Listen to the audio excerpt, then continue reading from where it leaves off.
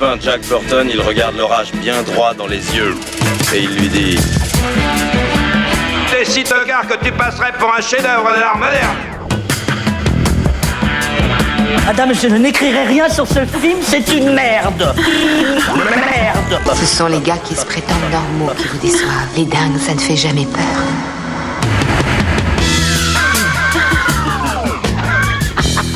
Elle nous connaît dans les coins, la frangine. Bienvenue dans ce nouvel épisode de Sale Temps pour un film. Alors non, vous ne rêvez pas, je ne suis pas Clémence Guédan. Notre ami Clémence n'a pas pu venir aujourd'hui, il fallait qu'on enregistre parce que ça faisait quand même un petit moment qu'on n'avait pas enregistré un épisode, voilà.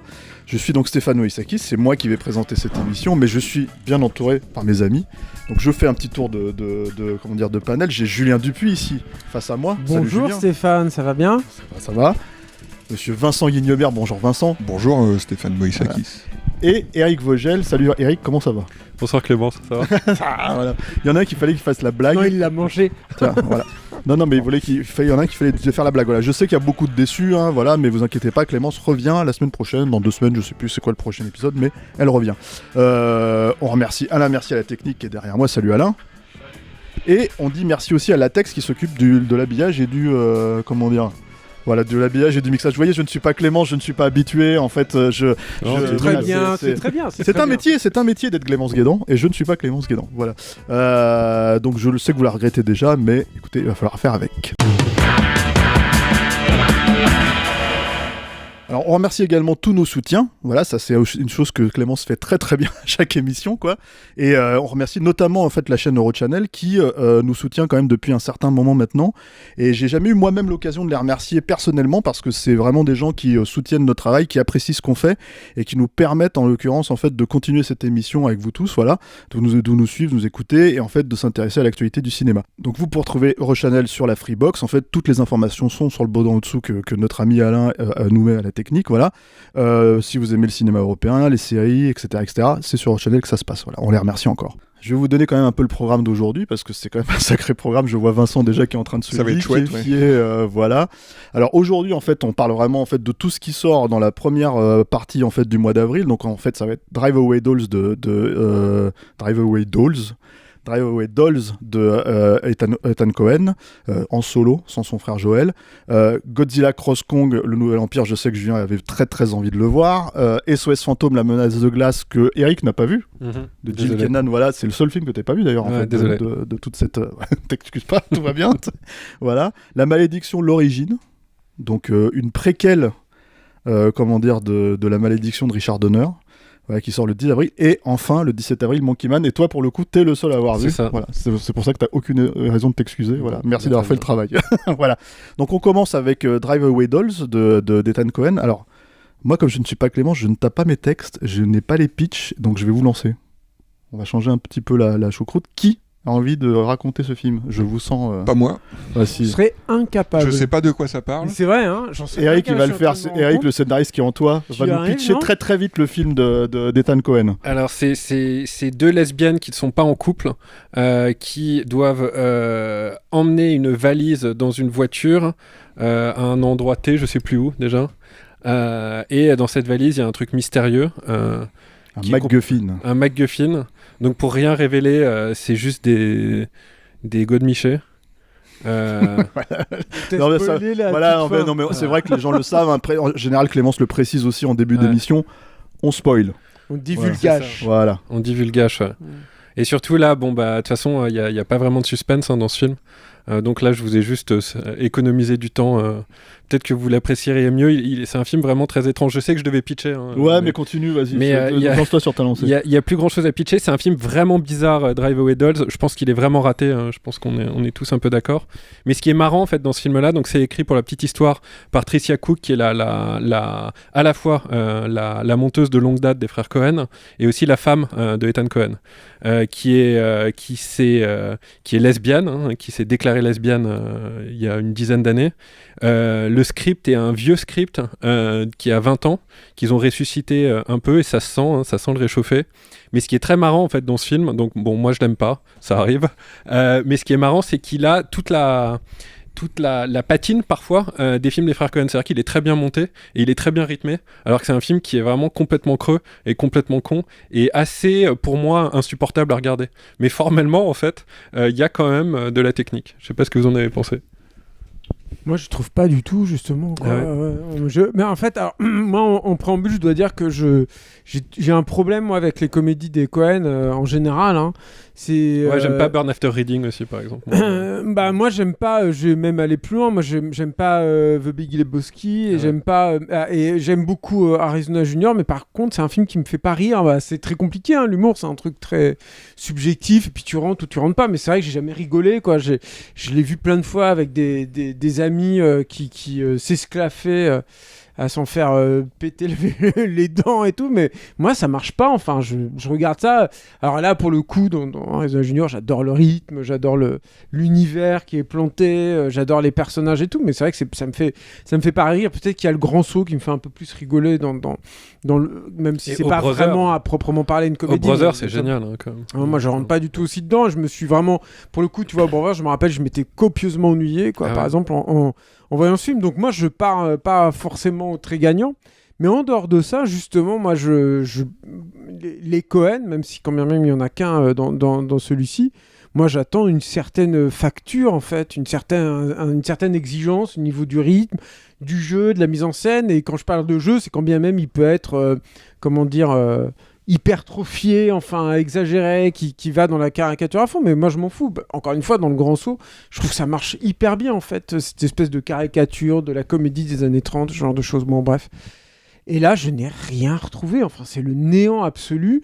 Je suis ressorti du film avec quand même une certaine dose de colère d'avoir perdu à ce point-là mon temps et avoir vu Ça dure qu'une heure 20, hein. Ouais, pourtant, hein, mais c'était beaucoup trop, quoi. Et voir quand même un réalisateur que j'estime énormément, quand bien même j'ai des ruptures, parce qu'ils ont une carrière qui est foisonnante, qui est partie dans plein de directions, mais ils m'ont toujours rattrapé régulièrement. Il y a toujours eu un film, en fait, régulièrement, je me dis, ah ouais, quand même, quoi, ils sont vraiment précieux, quoi, ces gens-là. Et là, j'ai l'impression de voir quelqu'un qui a... En fait, il y a ce truc avec la comédie, c'est que je trouve et c'est terrible de voir les comédies où tu sens que les gens ils se sont beaucoup marrés entre eux. Or, moi j'ai vraiment eu cette sensation-là en fait. J'ai eu l'impression que l'équipe devait peut-être se marrer à faire le film, mais que moi j'étais laissé en dehors de la fête. Et je pense que pour être invité aussi dans la fête, quand bien même encore une fois je pense que c'est subjectif et que c'est très compliqué de définir les règles qui font qu'une comédie peut fonctionner et tout, mais quand bien même en fait je suis pas sensible à cette typologie de fête-là, j'ai l'impression qu'ils en avaient rien à foutre que je sois dans la salle ou pas. J'ai l'impression que c'était un truc qu'ils ont fait pour eux, en autarcie, que ça les fait marrer parce que ça les fait rigoler eux, et voilà. Je n'ai rien à sauver du film, j'en ai rien gardé, je serais bien en peine de vous raconter maintenant le scénario. Je me rappelle qu'il y a Pedro Pascal au début, je me rappelle que le personnage féminin principal, enfin, celle qui est plutôt proactive, etc., je me suis dit de temps en temps elle a peut-être quelque chose à sauver, elle et tout, il y a peut-être un truc, j'ai trouvé qu'elle était un peu plus charismatique en tout cas, mais c'est horrible. Tu parles de l'actrice ou tu parles du personnage de Margaret Qualley? Non, je parle de l'actrice, de la comédienne, ouais. Mais bon, voilà, c'est embarrassant, quoi. Vraiment, j'ai trouvé, voilà, c'est le terme qui définirait bien la totalité de ce que j'ai ressenti devant ce film. Ouais, moi je suis d'accord avec Julien, je trouve que c'est la honte dans sa filmo à Ethan Coen, quoi. Il y a certains films des frères Coen que j'aime pas beaucoup, mais aucun où je me dis tiens, il devrait avoir honte d'avoir fait ça, quoi. Et là, franchement, c'est une véritable catastrophe. J'ai eu beaucoup de mal. J'avais vraiment envie de sortir de la salle pour vérifier que j'étais bien dans la bonne salle, quoi. J'étais très perturbé en me disant mais c'est pas du tout ce qu'on m'a vendu, quoi. C'est-à-dire une sorte de thriller avec Thelma et Louise, avec... Oui, après c'est une comédie, c'est pas un thriller le film. Une comédie de merde, mais... Oui, mais c'est une comédie avec des bases de thriller, quand même, de films noirs, etc. Qui sont très clairement plantés au début, d'ailleurs. Qui sont très plantés au début de n'importe comment, d'ailleurs. Bah, leur volonté, en fait, c'est de faire une espèce de comédie à la Russ Meyer, en fait, une comédie des années 70, c'est-à-dire... du Faster Pussycat Kill Kill, des trucs comme ça, quoi, Valley of the Dolls. Mais après, évidemment... ça, c'était super. Oui, ah non, puis on n'est plus dans les années 70, surtout. Ouais. Et donc ouais, je trouve que c'est la honte dans leur filmo. C'est pas du tout un film noir, c'est pas une comédie de film noir, c'est un film de lesbienne. C'est pas un jugement quand je dis ça, c'est revendiqué. Ça va même plus loin vu que eux, ils emploient les termes, ils emploient l'argot américain Dykes à la fin, donc un film de Gwyn revendiqué, militant. Alors moi, ça me dérange pas du tout. J'ai bien vu les lesbiennes, mais j'ai pas vu le film. Il y a pas de film autour de ce sujet-là. Il y a des choses qui m'intéressent moi dans la peinture d'une communauté qu'on voit très peu.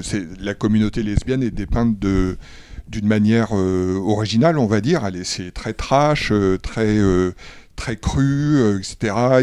Sans désir masculin, en fait. Sans désir c'est peut-être masculin. le seul truc à souligner aussi. C'est-à-dire, cette approche-là... C'est discutable, hein. Moi je trouve... J'en parlerai après, mais bon, ouais. Vas-y, je t'en prie. Cette approche-là, je la trouve non seulement pertinente, intéressante, mais ça fait pas un film. Il y a pas de film autour de cette idée. Il y a... donc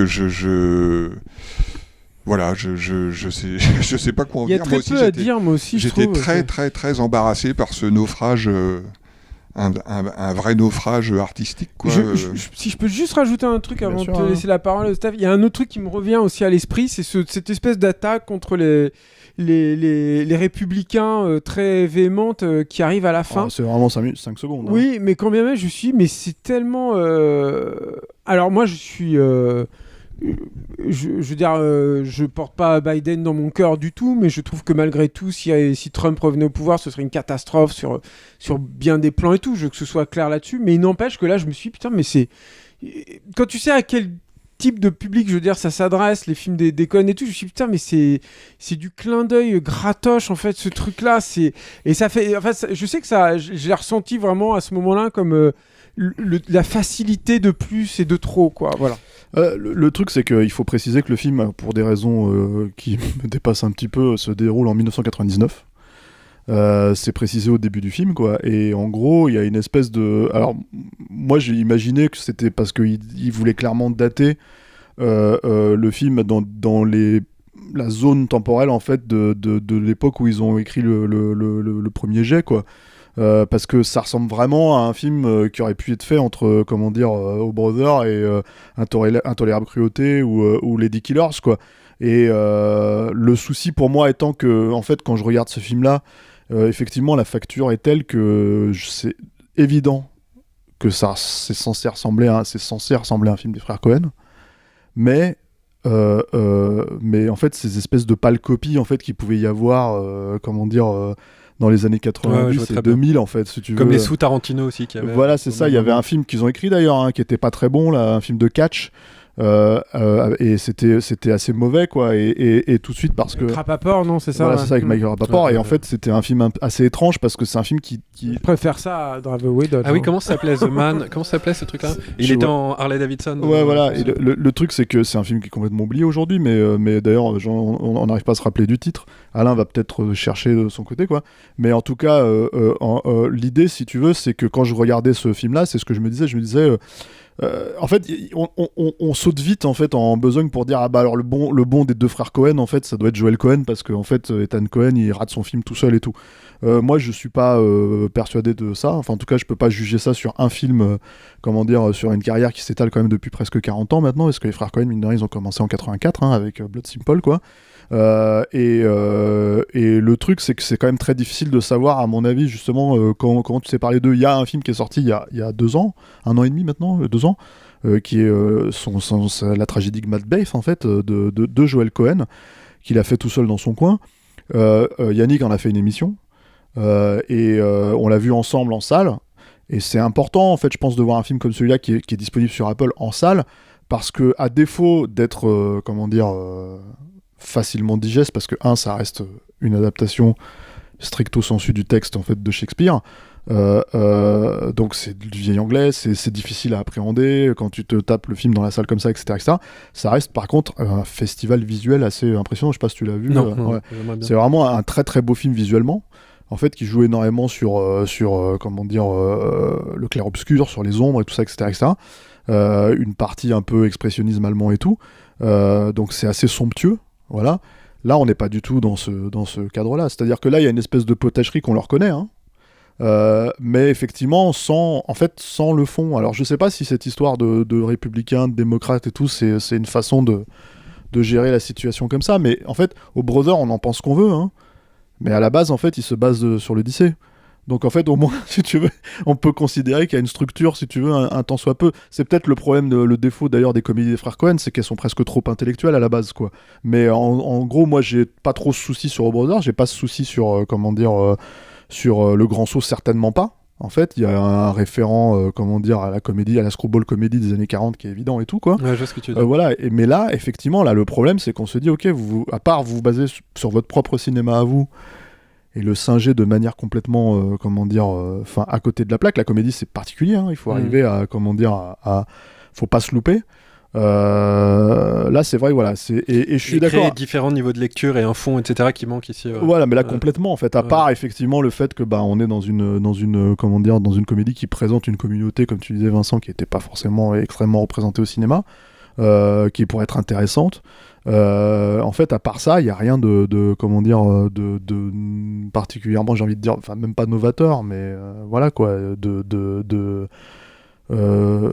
substantiel, quoi.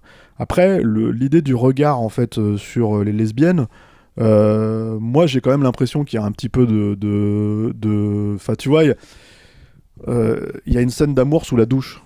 En fait, en fait, une scène d'amour sous la douche, c'est une pure scène de cinéma. Je sais pas si vous avez déjà fait l'amour dans une douche, mais enfin, c'est un enfer, en fait, de faire l'amour dans une douche, quoi.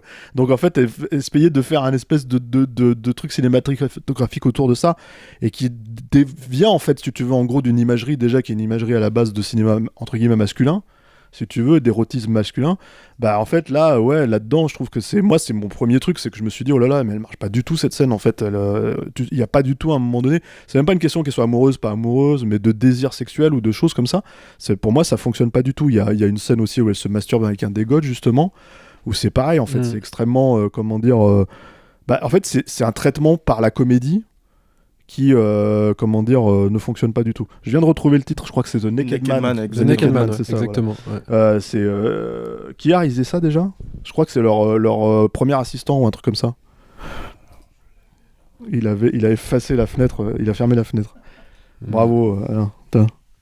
Always be prepared, pas comme nous. J. Todd Anderson. Voilà, je crois que c'est leur assistant. Voilà, Drive Away Dolls. Est-ce qu'on continue à tirer sur l'ambulance ? Bah, moi je trouve qu'il y a, alors vous avez raison, je trouve que parfois je trouvais qu'il y a dans la facture il y a des choses un tout petit peu à sauver. Je trouve que parfois quand la manière dont elle tombe amoureuse, la fille en fait elle a pas baisé depuis en gros 84 et l'autre est complètement nymphomane et à un moment elles se mettent à danser entre elles et là il y a un truc assez tendre qui te montre le film que ça aurait pu être, et puis après il y a ce truc très bizarre de cette obsession pour les Godemiché qui est vraiment hyper ringarde, je trouve. Et moi j'ai des amies lesbiennes, je comprends pas en fait, je vois pas en fait à quelle catégorie de lesbienne ça fait référence tout ça. Je trouve ça un peu ringard en fait, un peu cliché comme manière de traiter cette histoire d'amour. En plus c'est le contenu de la mallette. Le contenu de la mallette, le MacGuffin, c'est quand même censé révéler quelque chose sur une histoire, là ça révèle rien. Et donc c'est un peu dommage parce que moi je trouve que l'habillage parfois est bien, parfois je me souviens il y a des zooms sur la voiture et ça part en images psychédéliques, et il y a des scènes musicales, etc. Il y a des Miley Cyrus. Ouais. Et il y a des trucs qui me plaisent un peu dedans, mais c'est t'as tellement... l'impression de voir Big Lebowski en fait à ce moment-là. C'est tellement en fait, toi t'avais un mot pour le définir, moi j'en ai un autre, le film je trouve vraiment ringard en fait, et c'est dommage, voilà. Notamment dans l'autocitation, c'est aussi ça le truc, quoi. C'est que il y a vraiment en fait t'as l'impression que c'est le film de quelqu'un qui a loupé qui a loupé le coche à l'époque et qui se dit je vais refaire un film des frères Coen. Moi aussi j'aime bien et tout, quoi. Un peu. Ouais. Est-ce qu'on passe au film suivant ? Alors là bon courage pour le pitcher celui-là, parce que les gars, moi je veux bien que vous m'expliquiez. C'est Godzilla Cross Kong, le nouvel empire. J'ai bien envie de te lancer là-dessus, Julien, parce que c'est un peu ton truc, tu vois. T'sais. Alors déjà, je veux dire, on avait fait un épisode de Sale Temps. Parce que Sale Temps, c'est quand même une émission qui existe depuis presque 4 ans maintenant. Et à l'époque, en fait, on avait fait un épisode sur le précédent. C'était Godzilla contre Kong, je crois que c'est versus Kong ou un truc comme ça, ou l'inverse, je sais plus, Kong versus Godzilla. Et qui était déjà une catastrophe ambulante, quoi. Il faut quand même le préciser, quoi. Et c'était pas sorti en salle chez nous. Ça a été un gros carton mondial, enfin en tout cas en période de pandémie, quoi, à l'époque.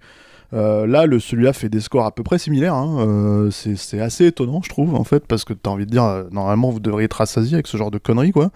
Et voilà, c'est le même réalisateur.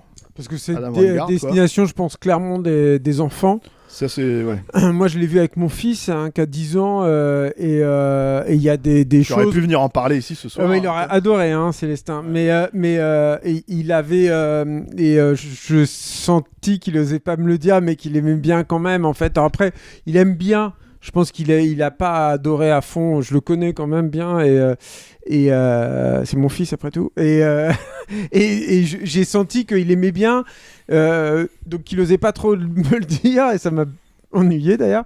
Mais que c'était pas non plus la folie. C'est pas un truc qu'il reverra beaucoup et tout. Et je pense qu'il aime bien parce que en fait ça fait écho à des trucs que lui il bouffe beaucoup, à certains jouets. À certaines séries aussi et tout qui fonctionnent toujours et puis qui sont des trucs de petits gars en fait ou de petites filles quoi d'ailleurs qui fonctionnent toujours sur le même registre sur les éléments, c'est quoi ton pouvoir préféré, t'as plutôt une hache toi ou une grande épée etc. Enfin c'est le genre de trucs quoi auxquels tu joues dans la cour, je vois avec lesquels il joue avec ses moi je joue toujours à ces trucs, et ses copains quoi, donc je pense qu'ils misent à fond là-dessus. Et aussi, et ça c'est devenu un peu une banalité à dire, sur le marché chinois c'est clairement aussi, de toute façon, Legendary, enfin, il est toujours bon, je pense, de le rappeler en ouverture, et aussi une société qui appartient, je crois, même majoritairement aujourd'hui à des investisseurs chinois. Je pense que c'est un film qui, moi, me fait beaucoup penser à ce que j'ai vu, en tout cas, de certains blockbusters chinois. Mais tu m'as demandé de le pitcher. Alors, pour vous le pitcher, donc en fait, Godzilla, il est fatigué, donc il fait une petite sieste dans le Colisée, parce que c'est comme un chat, quoi. Donc, c'est son panier. Voilà. Alors, je sais pas si c'est très confortable, en même temps il a des écailles, donc je me suis dit bon peut-être voilà. Alors après Godzilla, mais est-ce que ce serait pas plutôt un Gino quoi? Un Gino? Ouais, Godzilla in name only. Parce que ça reste Godzilla, et alors après, ouais peut-être. Ouais. Alors après donc il y a ça, parallèlement à ça, il y a Kong qui est toujours dans la terre creuse et qui il fait la chasse. Il chasse pour se substanter. Donc voilà, et alors donc il ramène dans son petit logis, il ramène un gigot de varan mutant là. et en fait il croque. Ton micro par contre. Et en fait il croque si tu veux dans le varan mutant, Vincent. Et en fait, il se rend compte qu'il a une carie, le pauvre. Alors du coup, non mais voilà, mais alors du coup, les humains à la surface qui suivent Kong comme ça parce qu'ils ont tous des iPads dernier cri, et ben ils disent merde, il y a un truc qui va pas. Le monde du milieu, voilà, quoi. Et donc Kong va remonter, mais alors s'il remonte, il va mettre en colère Godzilla, donc ça va pas aller et tout. Puis Ardo qui remonte, il soigne la dent carriée de Kong. Tu l'as vu aussi, hein. Ouais. C'est bien ça. Hein. Messieurs, et donc après, parlez dans le micro. Et après, je sais plus. Après, en fait, il va il découvre qu'il est dans une autre partie. Il y a des singes qui sont méchants. Toi, t'as ronqué, toi. Hein? T'as ronqué un peu. Non. Et voilà, mais c'est tellement le bordel, c'est tellement mal raconté. C'est incroyable c'est ça. en fait de. Il y a le truc moi qui m'est ressorti en fait quand je suis sorti quand même du film, la réflexion que je me suis faite, et vous serez peut-être pas tous d'accord avec moi, mais moi j'aime pas le porno. Pourquoi j'aime pas le porno? Parce que je trouve qu'il y a pas de désir dedans, il y a pas d'érotisme. Je suis désolé Eric. Non mais il y a pas de désir, il y a pas d'érotisme, et surtout le vrai truc qui me gêne moi dans le porno, c'est que ça pue la misère souvent, et ça pue pas tout le temps. la maltraitance, pas tout le temps peut-être, j'en ai peut-être pas assez vu, mais ça pue aussi souvent dans ceux que j'ai vus, la maltraitance aussi des gens. Tu vois qu'il y a de la tristesse derrière et tout. Et moi ça me rebute, j'aime pas ça du coup. Mais et là rapport avec Godzilla en fait, j'ai eu l'impression de voir la même chose, c'est-à-dire que j'ai eu l'impression en fait où le seul but c'était bam allez, on va t'enfiler, tu en veux du monstre, tiens tu vas en prendre dans la gueule et tout là. Je me demande les pornos que t'as regardés. Dans ceux que j'ai vus quoi, en tout cas voilà. Et puis en même temps que je voyais ces pauvres bêtes qui étaient complètement maltraitées, moi ça me fait de la peine de les voir traiter comme ça. C'est-à-dire que Godzilla, là, juste pour nous centrer en fait sur Godzilla, en fait qu'est-ce qu'il fait Godzilla dans le film, c'est quoi son parcours émotionnel en fait? C'est que donc il dort dans le Colisée, il se dit ah tiens il y a un truc qui se passe, donc il faut que j'ai de l'énergie, donc il va se balader en France parce que Rome, la France pour lui c'est pas. Et alors donc il va en France, il bouffe l'énergie dans une centrale nucléaire, et après il va dans la calotte glaciaire pour bouffer un autre bestiau, je crois, qui a de l'énergie aussi. Donc là il dort. parce qu'il digère, vous comprenez, voilà, donc c'est sa petite sieste. Donc voilà, quand il se réveille, il a des carapaces roses parce qu'il y a probablement un exécutif qui a dit Barbie a fonctionné. Et la grande promo était sur le. Moi, j'ai vraiment eu l'impression que c'était ça. Ça et les années 80 en fait. Et donc, ouais, peut-être. Et alors donc, il va après, il saute de Gibraltar, puis il se retrouve, il se fout sur la gueule sur les pyramides de Gizeh et tout, voilà.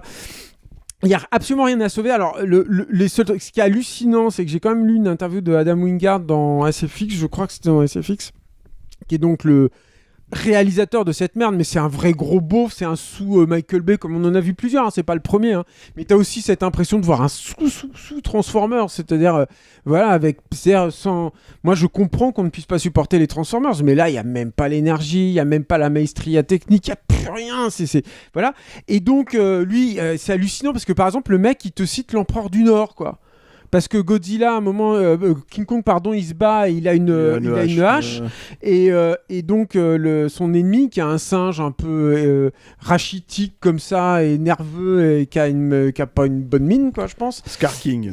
Voilà, et donc lui, il a une espèce de fouet, on va dire ça comme ça, et donc c'est vrai qu'il y a une scène finale dans l'Empereur du Nord, qui est un super film, quoi, où t'as deux personnages comme ça qui s'affrontent, c'est un fouet, c'est ça Ouais, et bon, bref. Et donc, le mec cite ça et tu dis, mais non, mais respecte-toi, quoi. Respecte les films, respecte tes citations, quoi. Ils refont venir Motra, mais c'est gênant. C'est une gênance absolue. Il y a un truc aussi, c'est les scénaristes qui, si je ne m'abuse, c'est les scénaristes des Pirates des Caraïbes, ces deux mecs-là, non, c'est pas ça. Terry Rossio, il y a au moins Terry Rossio. Ouais, il y a en tout cas, il y a Terry Rossio. Et je me suis dit, il y a aussi de ça. C'est-à-dire que c'est aussi un film qui est aussi mal écrit, où moi, je me rappelle dans Pirates des Caraïbes, dans le 2, en tout cas, ça a commencé en tout cas dans le 2, je me dis, mais pourquoi ils se retrouvent dans cette île? Comment ça se fait qu'ils sont là? Et pourquoi ils doivent aller? Et j'avais perdu complètement le film parce que, à force d'utiliser des expédients narratifs en fait pour te faire voyager à gauche à droite, ça rime plus à rien, quoi. Bon, il y a ce problème-là dans les Transformers aussi. Et ouais, non, mais bien sûr, évidemment, ça c'est sûr et certain. Et donc il y a ça, et puis il y a aussi la facture technique, c'est-à-dire que tu as l'impression d'avoir les personnages humains, alors j'en parle même pas, c'est hallucinant de nullité, ils essayent de racoler, mais racoler à quoi à ce niveau-là, c'est incroyable, et donc ils ne servent à rien, ils sont juste là pour boucher, donc c'est trop narratif. Alors, putain, ils prennent de la place, hein. Et puis voilà, et puis en plus dans des décors rachitiques, tout minables, tu sens que tout a été mis en fait ils te racontent ce qui se passe, hein, parce que l'image n'y arrive pas, donc ils ont des dialogues géniaux parfois, c'est complètement absurde. Et donc il y a ça, et puis il y a quand même aussi ce gros problème technique qui est qu'à la fin, là, il y a le final, ça se passe à Rio de Janeiro. Je ne sais pas vous, mais moi je n'ai rien vu. J'avais l'impression d'avoir une espèce de purée de poids là, comme ça, il y a tellement de... Alors je sais pas, à un moment je me suis dit, je pense qu'ils ont eu des problèmes sur le rendu du CGI ou je sais pas quoi, ils ont rajouté de la fumée ou je sais pas quoi pour noyer la misère en fait du truc, tellement c'est tu l'as vu en salle, c'est hein, rien. tu l'as vu en salle avec ton fils, on l'a en salle avec des spectateurs, tu vois. Ouais. Moi je l'ai vu aussi en salle avec des spectateurs et c'est intéressant de voir, on en parlait déjà avec Vincent l'autre fois quand on a vu Aquaman 2, c'est intéressant de voir les fonctionnements, et là pour le coup c'était l'inverse d'Aquaman 2 avec toutes les nanas qui accompagnaient leurs mecs et qui regardaient leur téléphone portable. Là t'avais des mecs qui suivaient et en fait c'était des gamins, hein, tu vois, mais 15-16 ans, tu vois, et il y a 2-3 plans où les gamins ils ont fait waouh. Toi, quand Godzilla saute, par exemple, en fait, il fait son plongeon et tout pour aller rejoindre... À 15-16 ans. Ouais, et en fait, c'est très étonnant parce que tu te dis, ah, donc ça marche. Moi, j'ai pas eu ça plan du tout, marche. Hein. Ce plan-là marche. Et en fait, j'avais une indication derrière moi de quelqu'un qui me disait ça, alors que moi, en fait, j'avais l'impression de voir le truc tout venant qu'on avait vu dans Aquaman 2, qu'on avait vu qu'on va voir dans 3 mois dans un autre truc, tu vois, etc., etc. Et c'est très, très étonnant parce que... Je me dis donc en fait, c'est parce que ça doit bien fonctionner sur quelqu'un en fait, et pas que des gamins de 10 ans, c'est ça que je veux dire, tu vois. Moi je pense que ça fonctionne. Par exemple, c'est ça, a voulu voir les jouer après. Oui, bien sûr. Moi je voudrais juste dire deux trucs, je vous laisse la parole ensuite. Le premier truc, c'est quand même ces monstres-là, un des trucs qui fait leur spécificité, c'est le gigantisme, quoi.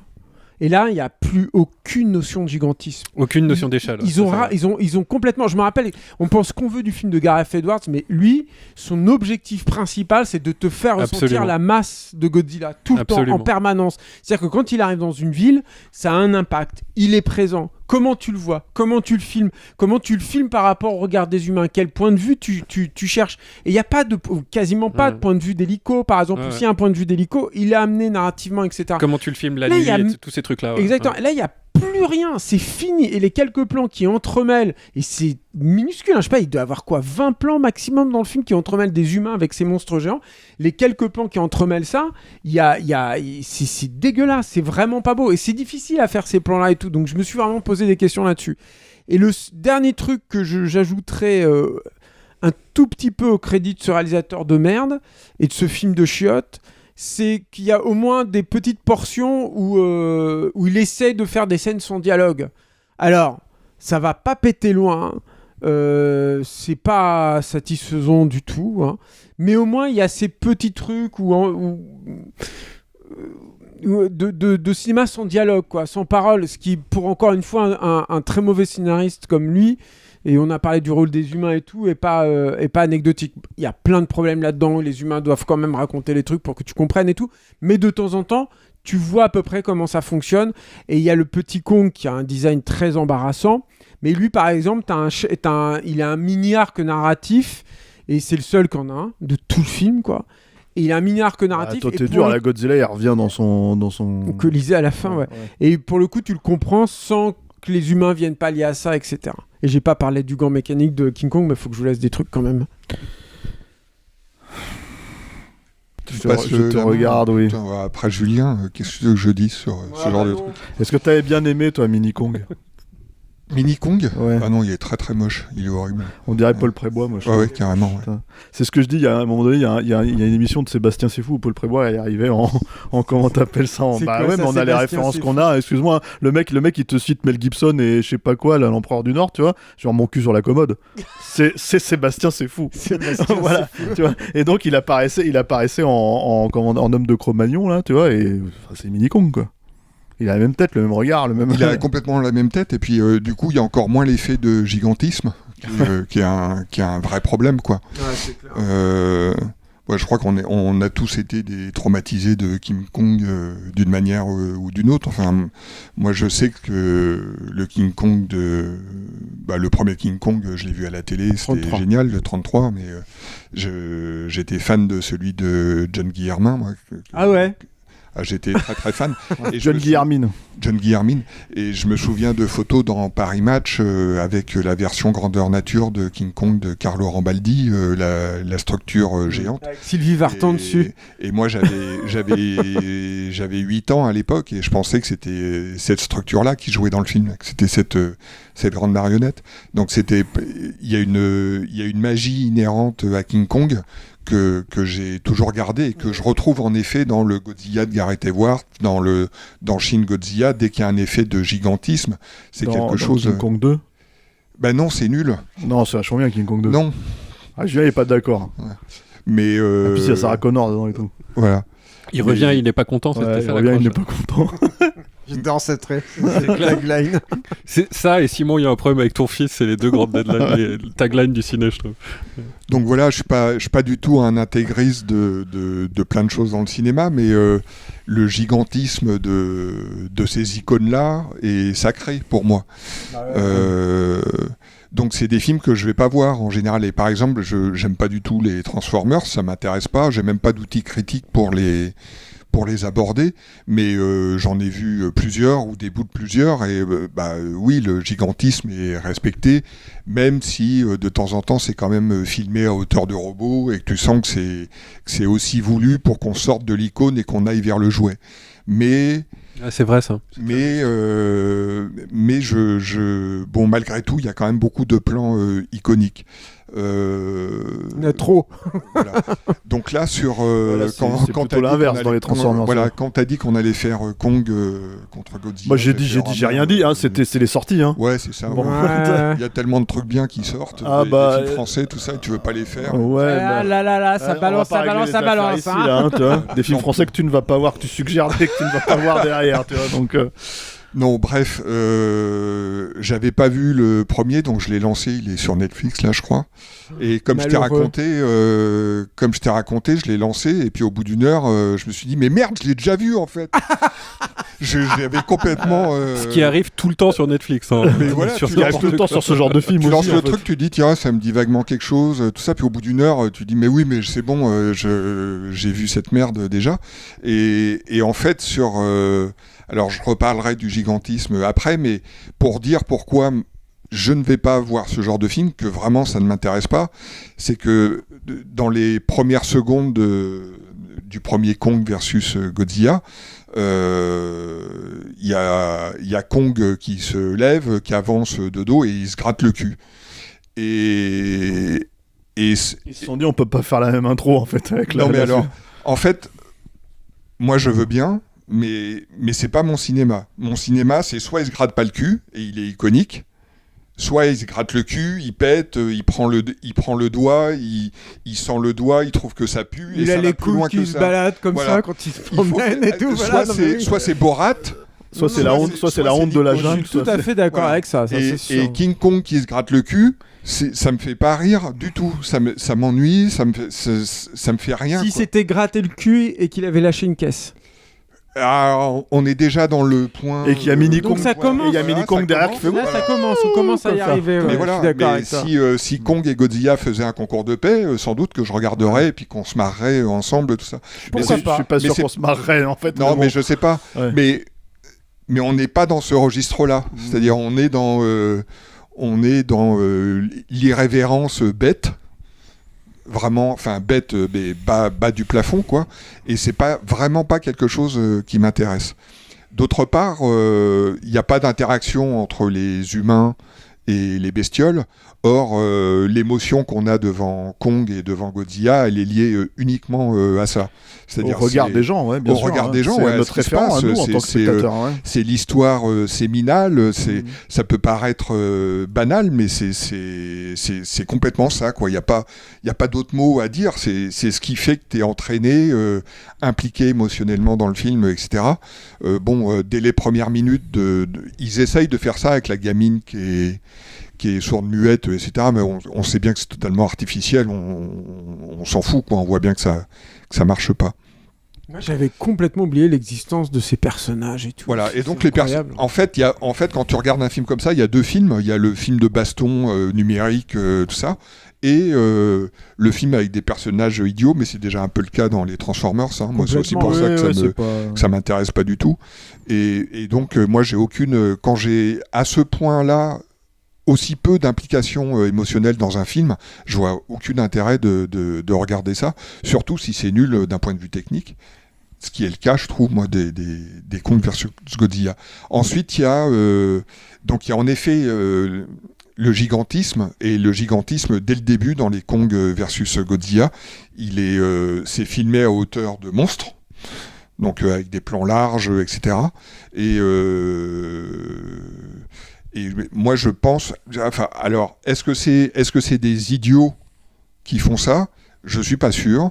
Je pense que c'est vraiment pour vendre des jouets. C'est-à-dire, c'est pour casser l'image de l'icône.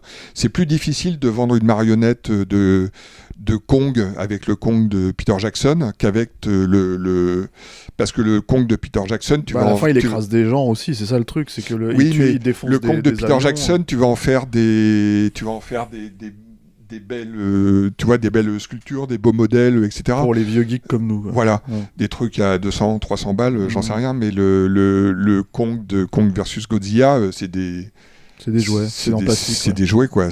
Et ils sont traités comme des jouets. C'est aussi bête que des jouets si t'as pas d'imagination. Ça pourrait être vachement sympa si c'était des jouets, mais qu'il y avait d'autres jouets qui arrivaient, parce qu'il y aurait une imagination enfantine, etc. Mais il n'y a rien de tout ça. Non, c'est vrai. Hein. C'est nul. C'est d'une pauvreté. Et ce méchant, par exemple, c'est hallucinant ce qu'il est pauvre, quoi. Je me dis, putain, Godzilla, parce que c'est aussi ça, hein, la racine du truc, c'est d'abord Godzilla hein, qu'ils ont acheté à Toho et tout. Et je me dis, Godzilla, c'est quand même ça, hein, c'est l'ennemi, quoi. C'est le monstre, le mutant. C'est Hedorah, quoi. Et là, putain, mais la pauvreté de ce truc, quoi. C'est juste un autre Kong. Voilà, et autant moi, je peux comprendre, un enfant à 10 ans, tu peux être impressionné encore par plein de trucs au cinéma, le grand écran, etc. Mais j'étais surpris de ce que tu disais des réactions dans la salle, parce que moi aussi, j'ai dit, c'est pour ça que je le cite. J'ai dit à mon fils, il a 17 ans, d'accord, mais ma fille de 14 ans, je lui ai dit, tu viens avec moi, etc. Et elle me dit, ah non, j'en ai rien à foutre, quoi. Vraiment, ça m'intéresse. Ouais, puis en fait, le problème, c'est qu'il y en a un qui sort tous les mois, en fait, de films comme ça, en gros. Hein. Je veux dire, nous-mêmes, en fait, on arrête de les traiter. Basiquement, il y en a plein qu'on arrête de traiter, mais quand je dis il y en a un comme ça, c'est un Marvel, un Aquaman, un bidule comme ça. C'est-à-dire des trucs, en fait, où, en gros, t'as...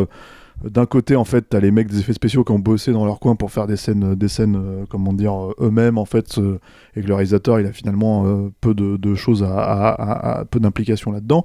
Et de l'autre côté, t'as, des scènes avec des humains. Basiquement, effectivement, on s'en fout. Et ça, en fait, cette norme du blockbuster,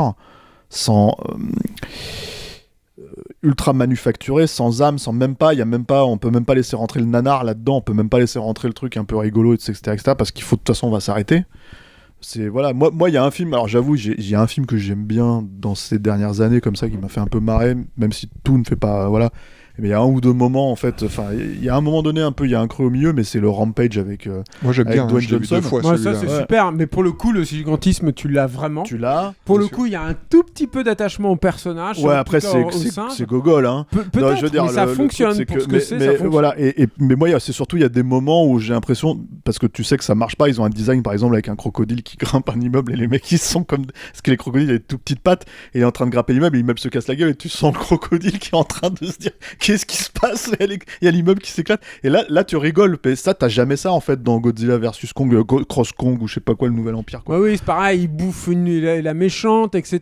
Il y a Ouais, des voilà, trucs comme ça. Quoi. voilà, et avec, effectivement, voilà, des Parce que structures c'est de plan, hein. la Chine aussi, hein, qui a un système de censure extrême où ils peuvent rien faire. de tout Peut-être, ça, mais quoi. le truc, c'est que en fait, t'as ça. Encore une fois, j'ai pas vu les Marvels là, ou je sais pas quoi, mais j'ai pas vu. Enfin voilà, mais dans tout un. Enfin, en gros, il y a, si tu veux, le premier gars, à mon sens, en fait, a complètement manufacturé le Z et le trivial et tout ça. C'est un mec comme James Gunn.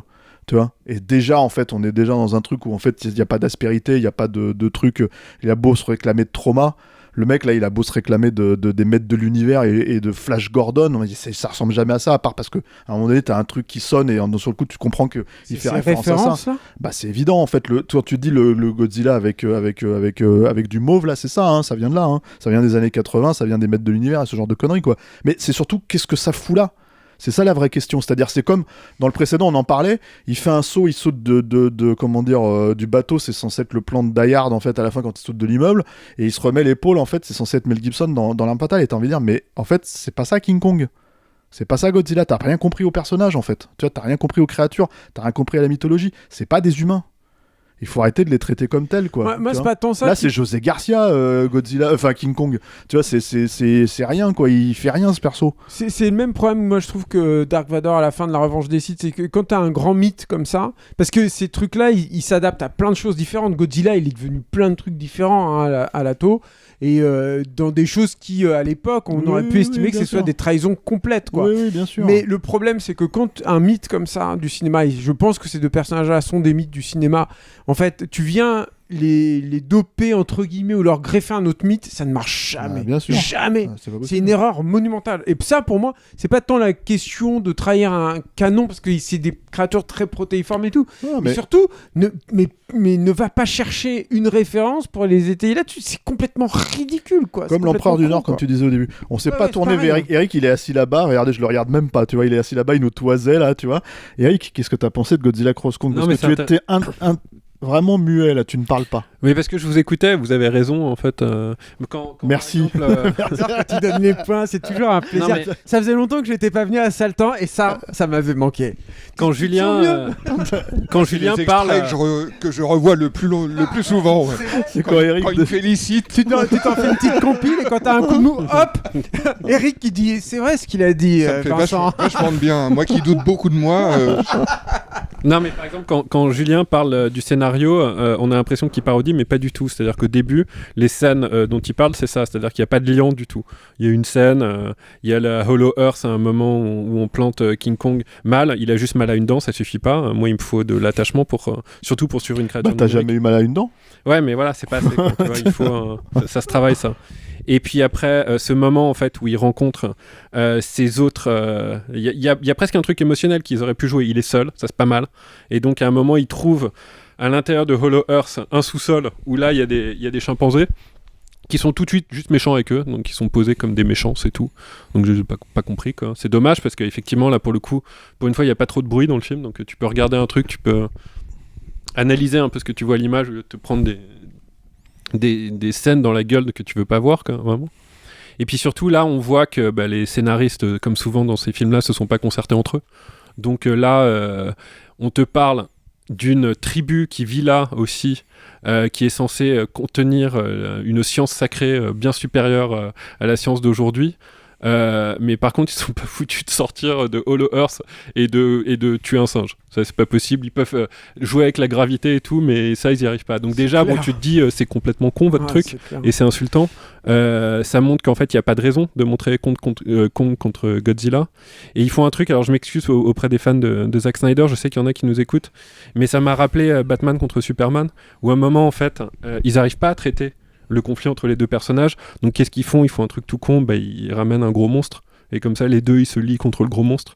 Donc ça évite de faire du drame en fait, et d'analyser qui sont ces personnages.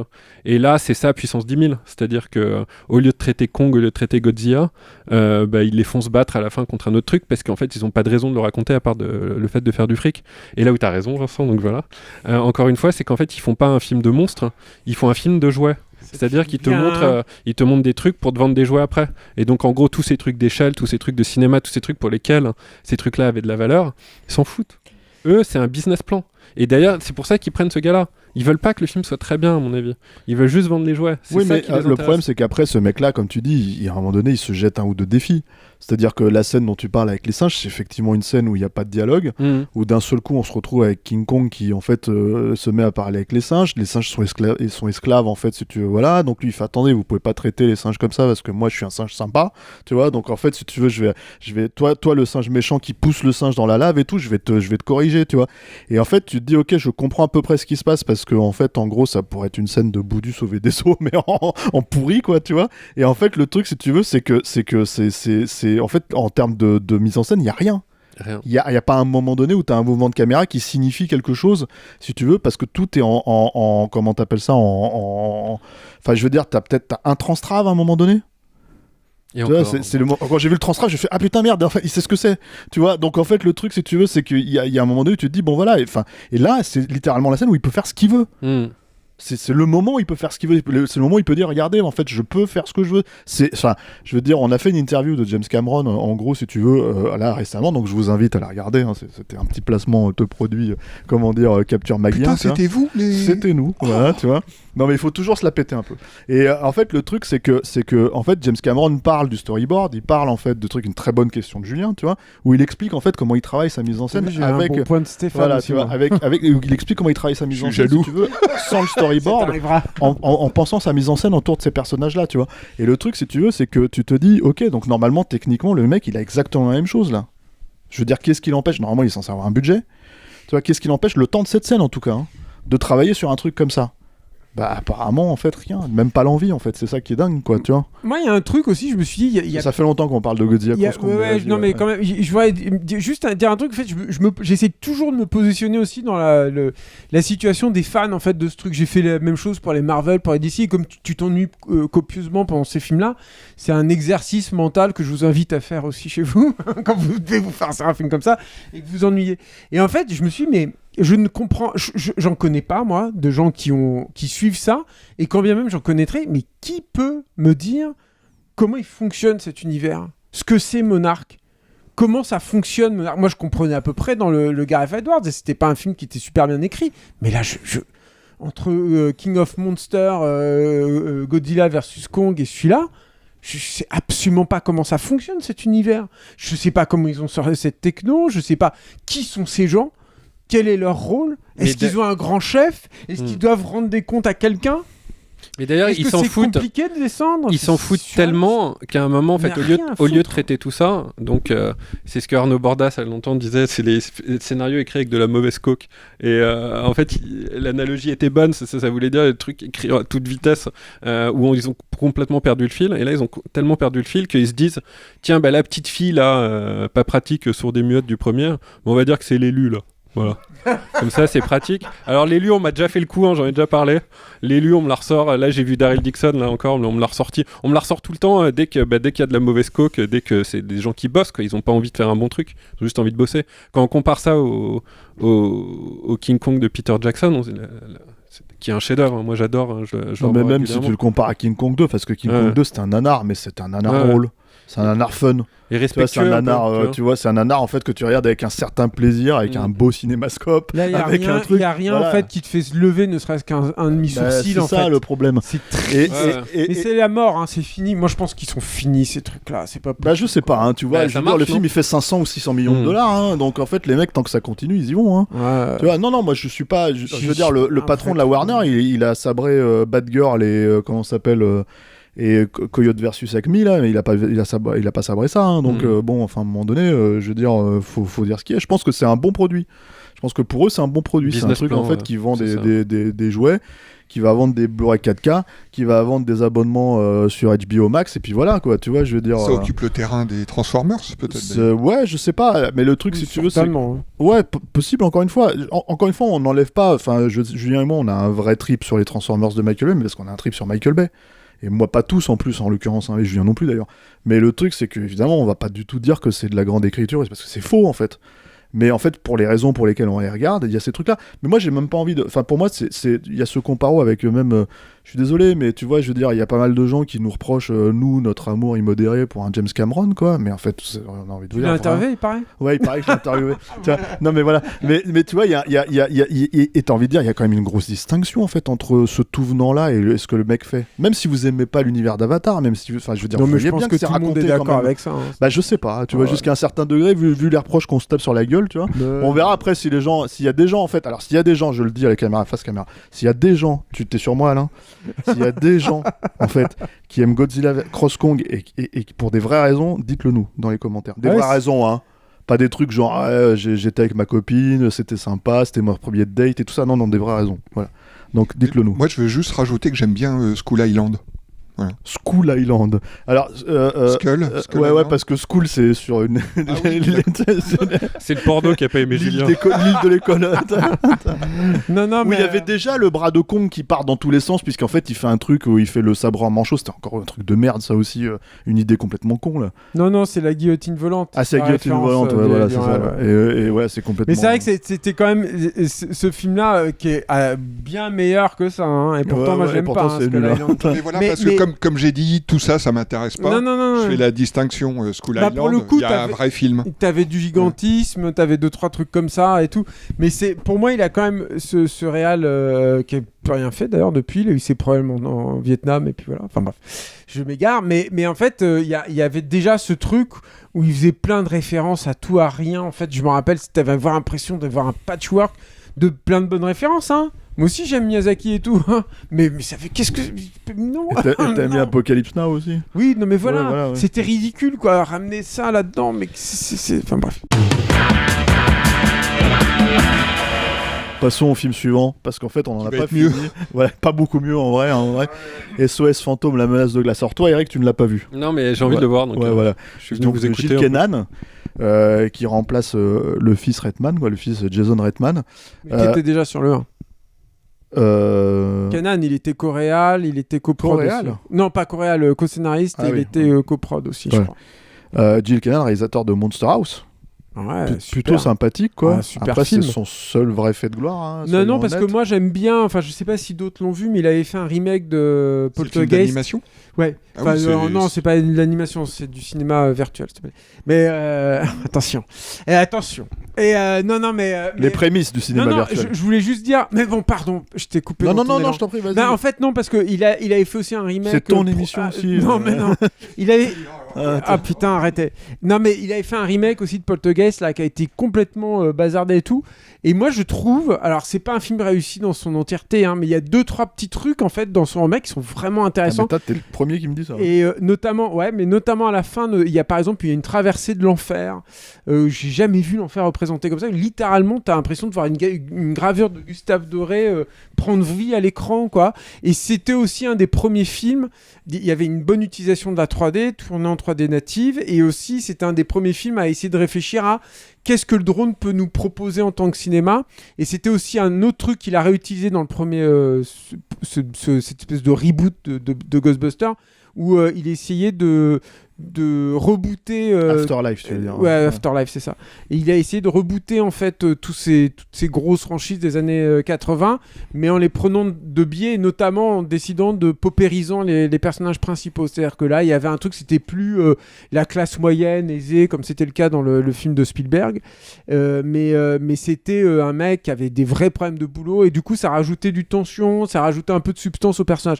Le film a plein de problèmes, hein, Poltergeist, mais je me suis dit, tiens, c'est quand même l'occasion de dire que c'est pas si c'est un film, je n'ai entendu dire que du mal dessus, et je trouve que les gens étaient un peu durs avec. Voilà. En attendant, c'est un podcast sur SOS Fantôme, la menace de glace. Oui, mais bon, voilà. Alors lequel de... Alors toi, pas toi, évidemment, mais toi, tu veux pas me le pitcher un petit peu? Non, je sais pas pitcher, moi. Mais si, non, mais vraiment, je sais pas, je te jure. Monsieur Guinebert, la caméra tourne. Le micro, voilà. Là, je me souviens même plus de ce que c'est, l'histoire. Vivement que Clémence revienne, quoi. Tu fais même pas ton boulot, sans déconner. Non, parce que tu veux pas le pitcher. Moi, je n'ai jamais pitché. Je l'ai pas vu. Bah voilà, j'ai jamais pitché les films, en fait, dans comment dire, dans Capture Mag, dans Stéroïde. Bah ouais, les gars, en fait, à un moment donné... Alors, on dit la caméra tourne parce qu'on tourne en 16, hein, quand même.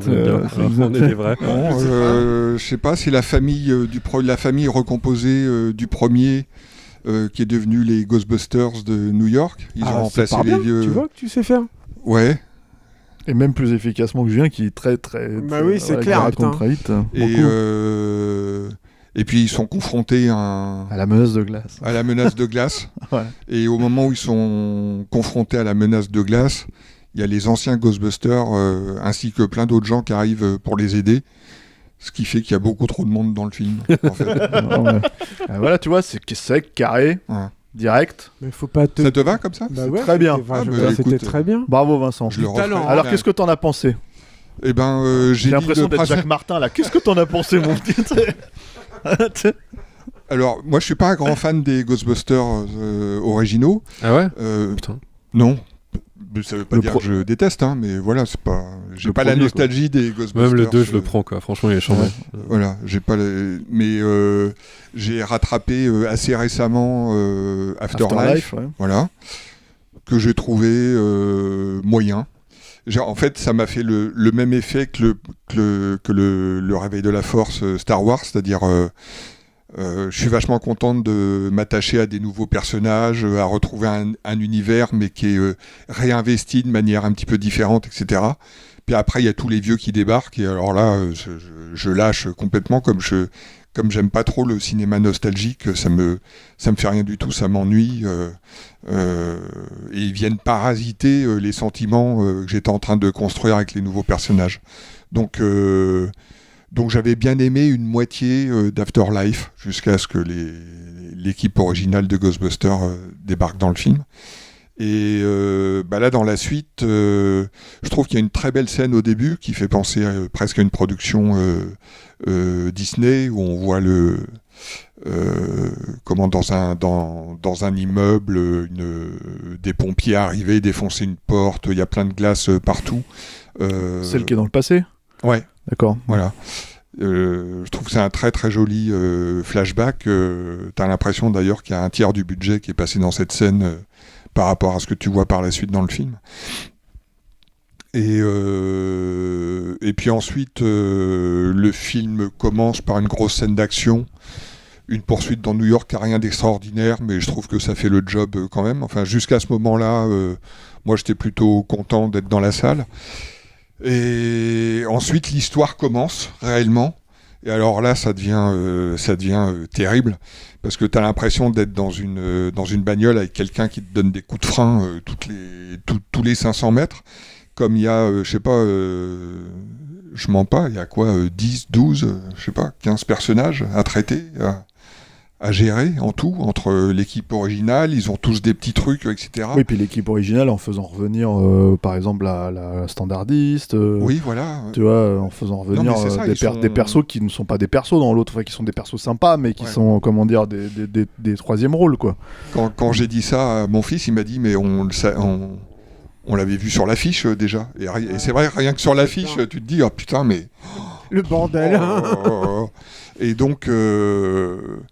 Bah donc c'est insupportable, ça a aucun intérêt, t'arrives jamais à être entraîné dans le rythme d'une histoire.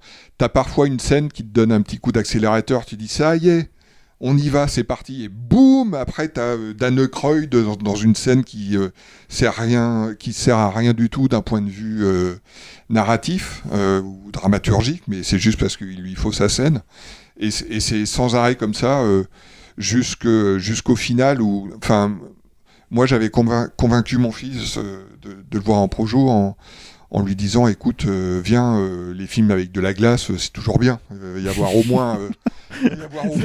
C'est quoi ce principe? Vincent, t'es le père que j'ai jamais eu. Ah bon? Mais si, tous les films avec des univers. Genre le monde, le Day After. Non, c'est quoi Day After Tomorrow? Non, c'est quoi C'est pas mal. Bah oui, ce jour c'est d'après. quand même mieux que Independence Day. Parce qu'il y a de la Ouais, glace. si tu veux, ouais. Enfin bref. C'est discutable. Et... En fait, c'est comme le test de Richard Berry avec Eric, là. Donc, Eric, t'en avais parlé dans une émission en plus, je crois. Je sais pas, non, je crois pas, j'en ai parlé à des podcasters qui étaient des gens qui aimaient bien le podcast. On est en train de partir là. Bon, en gros, une parenthèse, si vous trouvez 4 bons films avec Richard Berry, c'est impossible, hein, je vous préviens. Voilà, et là, il faut qu'on trouve 4 mauvais films avec de la glace, c'est ça? Ouais, je sais pas, ok, d'accord, on verra. Et donc moi je m'attendais à un final au moins hyper spectaculaire dans un New York, dans un Freeze New York on va dire. Et il s'avère que non, il doit y avoir 2 plans de New York avec de la glace, mais que tout le final est circonscrit dans un garage de 30 mètres carrés. Dans leur comment dire, voilà. Dans leur entrepôt là. T'as un monstre un peu pourri dans un entrepôt de 30 mètres carrés, et puis ils se battent là-dedans, puis c'est fini. Et tu te dis, ah bon, d'accord. Alors là, franchement, c'est assez scandaleux pour un Ghostbuster, parce que je suis pas très fan des Ghostbusters originaux, mais il y avait de l'ampleur quand même dans le final de ces films-là. Alors que là, pas du tout, quoi. C'est un film qui se rétrécit au fur et à mesure qu'il avance. Alors, il faut noter que c'est écrit par Jason Reitman et Ivan Reitman, en fait, qui est décédé en février 2022. Donc, ils ont vraiment écrit le film avant qu'il s'en aille, quoi. Et c'est marrant parce que moi, en fait, je sais que quand j'ai maté la bande-annonce, je me suis dit, bon, en fait, mon souci avec Afterlife, c'est que autant je peux saluer la notion que, comment dire, ça se passe pas à New York et que donc ils essayent de retrouver un peu le feeling sans... Mais pour moi, ils n'y arrivent pas, en fait. C'est-à-dire, à partir du moment où ils partent dans la cambrousse, en fait, il n'y a plus du tout ce feeling-là. Et moi-même, je suis pas un fan du tout de cinéma nostalgique, en fait. Mais là, en regardant la bande, je me suis dit, bon, bah, en fait... Puis bon, ils font ça, mais ils te ramènent Zool, ils te ramènent les mêmes méchants, ils te ramènent, je sais plus, c'est une autre actrice qui jouait le même personnage qu'à la fin du premier, tu vois. Olivia Wilde. Ah oui, c'était Olivia Wilde, qui merci. jouait, voilà, c'est ça. Gozer. Oui, Gozer. Voilà. Et en fait, Gozer, ouais, merci. Et en fait, le truc, c'est que du coup, tu te dis, ok, bon, ça sert à rien d'essayer de faire autre chose si c'est pour... Voilà. Et là, je me disais, il y a peut-être le meilleur des deux mondes, c'est-à-dire qu'en fait, il y a un nouveau méchant, une nouvelle menace, effectivement une approche un peu différente, c'est-à-dire qu'on va voir... Il y avait moi, la seule idée que j'aime bien dans SOS Fantôme 2, qui était ce truc où le blob, en fait, le slime là qu'ils ont, en fait, il se nourrit de la mauvaise énergie. Ouais, de la mauvaise énergie des New-Yorkais. Je m'étais dit, c'est plutôt une bonne idée, tu vois, il y a un truc, voilà, parce qu'en fait, il va falloir que d'un seul coup, les mecs, ils deviennent cool, tu vois, pour se débarrasser de ça. Et je me disais, voilà, il y a un truc, en fait, où d'un seul coup, il y a une menace sur New York, il y a un truc et tout qui est un peu différent et tout. Et en fait, c'est pas du tout ça. Le problème du film, c'est qu'en fait, il essaye de courir derrière le premier et le deuxième, en fait, d'une manière, mais qui est absolument, 100 fois pire que le précédent, sur ce point-là, quoi. C'est vraiment hyper, c'est hyper embarrassant, et c'est même pas embarrassant parce qu'ils sont vieux et un peu décatis, hein. C'est même pas ça le problème à la fin. C'est vraiment qu'en fait, le rythme tombe complètement à côté. Ils ont pas réussi à avoir Rick Moranis, je suis sûr qu'ils ont essayé, hein. Mais du coup, ils ont un ersatz, en fait, qui est interprété par Kumail Nanjiani, quoi. Et qui n'est pas possible, en fait, ce personnage-là, il est absolument... Moi, je me suis dit, c'est un caméo, il va apparaître dans une scène. Non. Il est instrumental, en fait, dans le récit, quoi. Et c'est extrêmement, et puis il est pas drôle. Enfin, tu vois, même s'il essaye, hein, en l'occurrence, c'est bien tout le problème, quoi. Et il y avait cet autre truc aussi avec... alors bon, juste ça, pour le coup, on peut pas vraiment Enfin, je trouve que c'est difficile de leur reprocher complètement, quoi. Mais en fait, c'était des vrais défis techniques, en fait, les SOS Fantômes, quand c'est sorti dans les années 80. Il y avait des trucs absolument... Enfin, il y avait des images, en fait, qu'on n'avait pas vues, tu vois, au cinéma à ce moment-là, quoi. Et là, en l'occurrence, c'est pas du tout ça. C'est vraiment, on te fait ressortir, comment il s'appelle, le personnage de Lutz Slime, là, tu vois, ouais, du glouton, là, tu vois, qui est... En plus, on on lui travestit totalement en fait son emploi, puisqu'à la base c'était un personnage qui était censé être un hommage à John Belushi, qui était décédé et qui devait jouer le rôle de Peter Venkman, quoi. Et là c'est rien, c'est juste il bouffe, quoi. Voilà, il y a rien de, tu vois. Le vrai truc avec ce personnage me permet juste de m'incruster sur ce truc-là, mais le vrai truc avec ça qui est ironique, je trouve, c'est que ils ont réemployé exactement la technique du Ghostbuster original, c'est-à-dire que c'est une marionnette en mousse de latex très très souple en fait qu'ils ont filmé. Alors là, dans l'original, c'est devant un fond noir, là, c'est devant un fond bleu. Mais c'est la même techno et tout. Et en fait, je me suis dit, mais c'est complètement idiot. C'est-à-dire qu'ils ont fait ça pour dire, bah voilà, on est dans le respect de l'original et tout. Mais moi, j'ai pas envie de ça. Je veux dire, avec le CGI, s'il l'avait fait en CGI, ce perso-là, ils auraient pu lui faire plein de trucs nouveaux. Changer sa tête et tout. Pourquoi il avait fait comme ça, Steve Johnson, à l'époque ? C'est parce qu'il essayait de retrouver un dynamisme dans le personnage qui pouvait être réminiscent du cartoon. Et donc le faire transformer, qu'il fasse des expressions extrêmes comme ça, dans la déformation de son visage et tout. Mais vas-y, mais pousse-le-moi, mais avec du CGI. Pourquoi tu te recompliques la vie avec une marionnette, en l'occurrence ? C'est complètement idiot comme idée, en fait. Ne fais pas ça, c'est complètement con. Pour moi, il y a un vrai truc symptomatique, en fait, du problème de tous ces films. Mais je te laisse terminer. Mais non, j'avais plus ou moins terminé. En fait, il y a une espèce de logique, en fait, encore une fois, où en gros, si tu veux, on est dans une répétition, en fait, de schémas.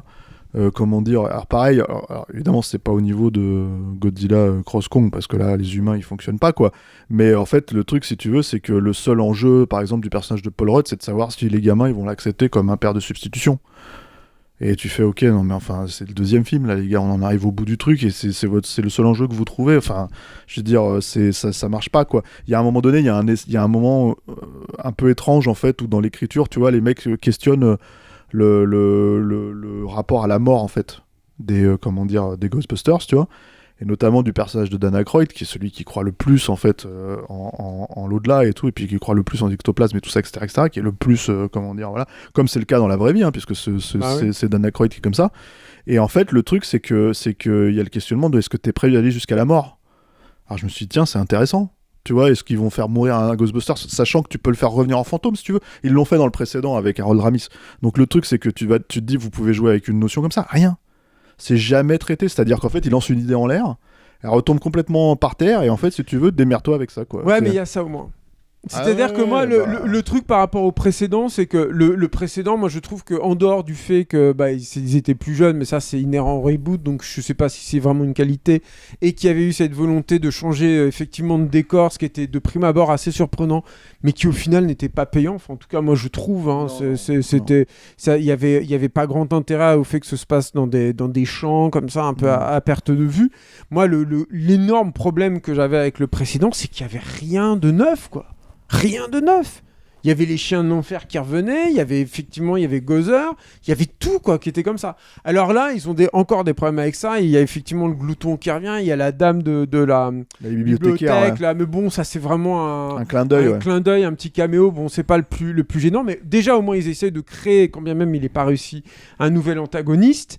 Mais surtout, moi, là où je trouve que finalement, les deux films, celui-ci est encore plus mal écrit que le précédent. Ça, c'est clair et net, mais en même temps, je me suis dit en sortant, je me suis dit, mais est-ce qu'ils pouvaient vraiment s'en sortir avec cette quantité de personnages, sachant que le gros problème de tous ces films-là, et ça on le sait depuis le début, c'est qu'ils n'arrivent pas à faire le deuil du passé, quoi. Il faudrait qu'ils ferment des portes pour pouvoir en ouvrir d'autres. Tu peux pas tout avoir, tu peux pas tout laisser. D'où l'idée de tuer des personnages, quoi. Faire son deuil, c'est sain. C'est sain, c'est la vie, c'est comme ça que ça existe. Nous, quand on crève, notre cadavre, il vient faire du terreau. C'est comme ça que ça marche, la vie. C'est pour ça que vous faites pas cramer. C'est comme ça que ça marche. Il faut qu'il crève pour qu'il fasse du terreau, pour qu'il y ait des nouvelles trucs un peu vivaces, un peu verts. Ça va devenir glauque dans 2 minutes. Ouais, non, mais ce que je veux dire par là, c'est que c'est Ghostbusters après tout. Là, donc effectivement, je trouve qu'il pouvait pas s'en sortir de toute façon là, mais au moins, et moi là-dessus, je le sauve, c'est que je trouve que de temps en temps, Canan, il est un peu plus inspiré au niveau de la mise en scène que Redman, le fils Redman, mais ceci dit, c'est vrai que c'est pas très difficile. Mais par exemple, il y a un plan qui suit les gamins là quand ils descendent le long de la barre là en laiton, et moi j'ai eu ce petit truc là. Alors c'est pas très payant, c'est un effet un peu gratuit tout, mais au moins c'était une façon nouvelle d'appréhender cet environnement là et ce truc. truc. Et je me dis, en tant que le gamin qui est en moi et qui est toujours prêt à ressurgir et qui ne demande que ça, de ressurgir surtout sur des films comme ça, et là, il est trippé un peu parce que t'as l'impression, comme la caméra fait elle-même ce mouvement-là, qu'elle ne peut pas faire physiquement, on va dire. J'avais l'impression d'être comme un Ghostbuster, en fait, qui descend aussi ce truc-là. Il y a un truc de ludique là-dedans. Mais le truc, c'est que au moins, contrairement à l'autre, donc il y a ça, il y a quelques trucs de mise en scène. Moi, je trouve que la première scène avec le drone, par exemple, et tout, c'est correct. Tu comprends la scène. Il y a un peu de sentiment de vitesse. C'est pas ébouriffant, mais ça va. Ça fait la blague. Je suis d'accord avec Vincent aussi sur la séquence pré-générique, tout ça. Et puis, pour moi, mais c'est aussi tout le problème du film, c'est que il y a des bonnes idées. Par exemple, moi, il y a une idée que j'adore dans le film. Vraiment, je suis très étonné que personne ne l'ait cité, que vous l'ayez pas cité encore.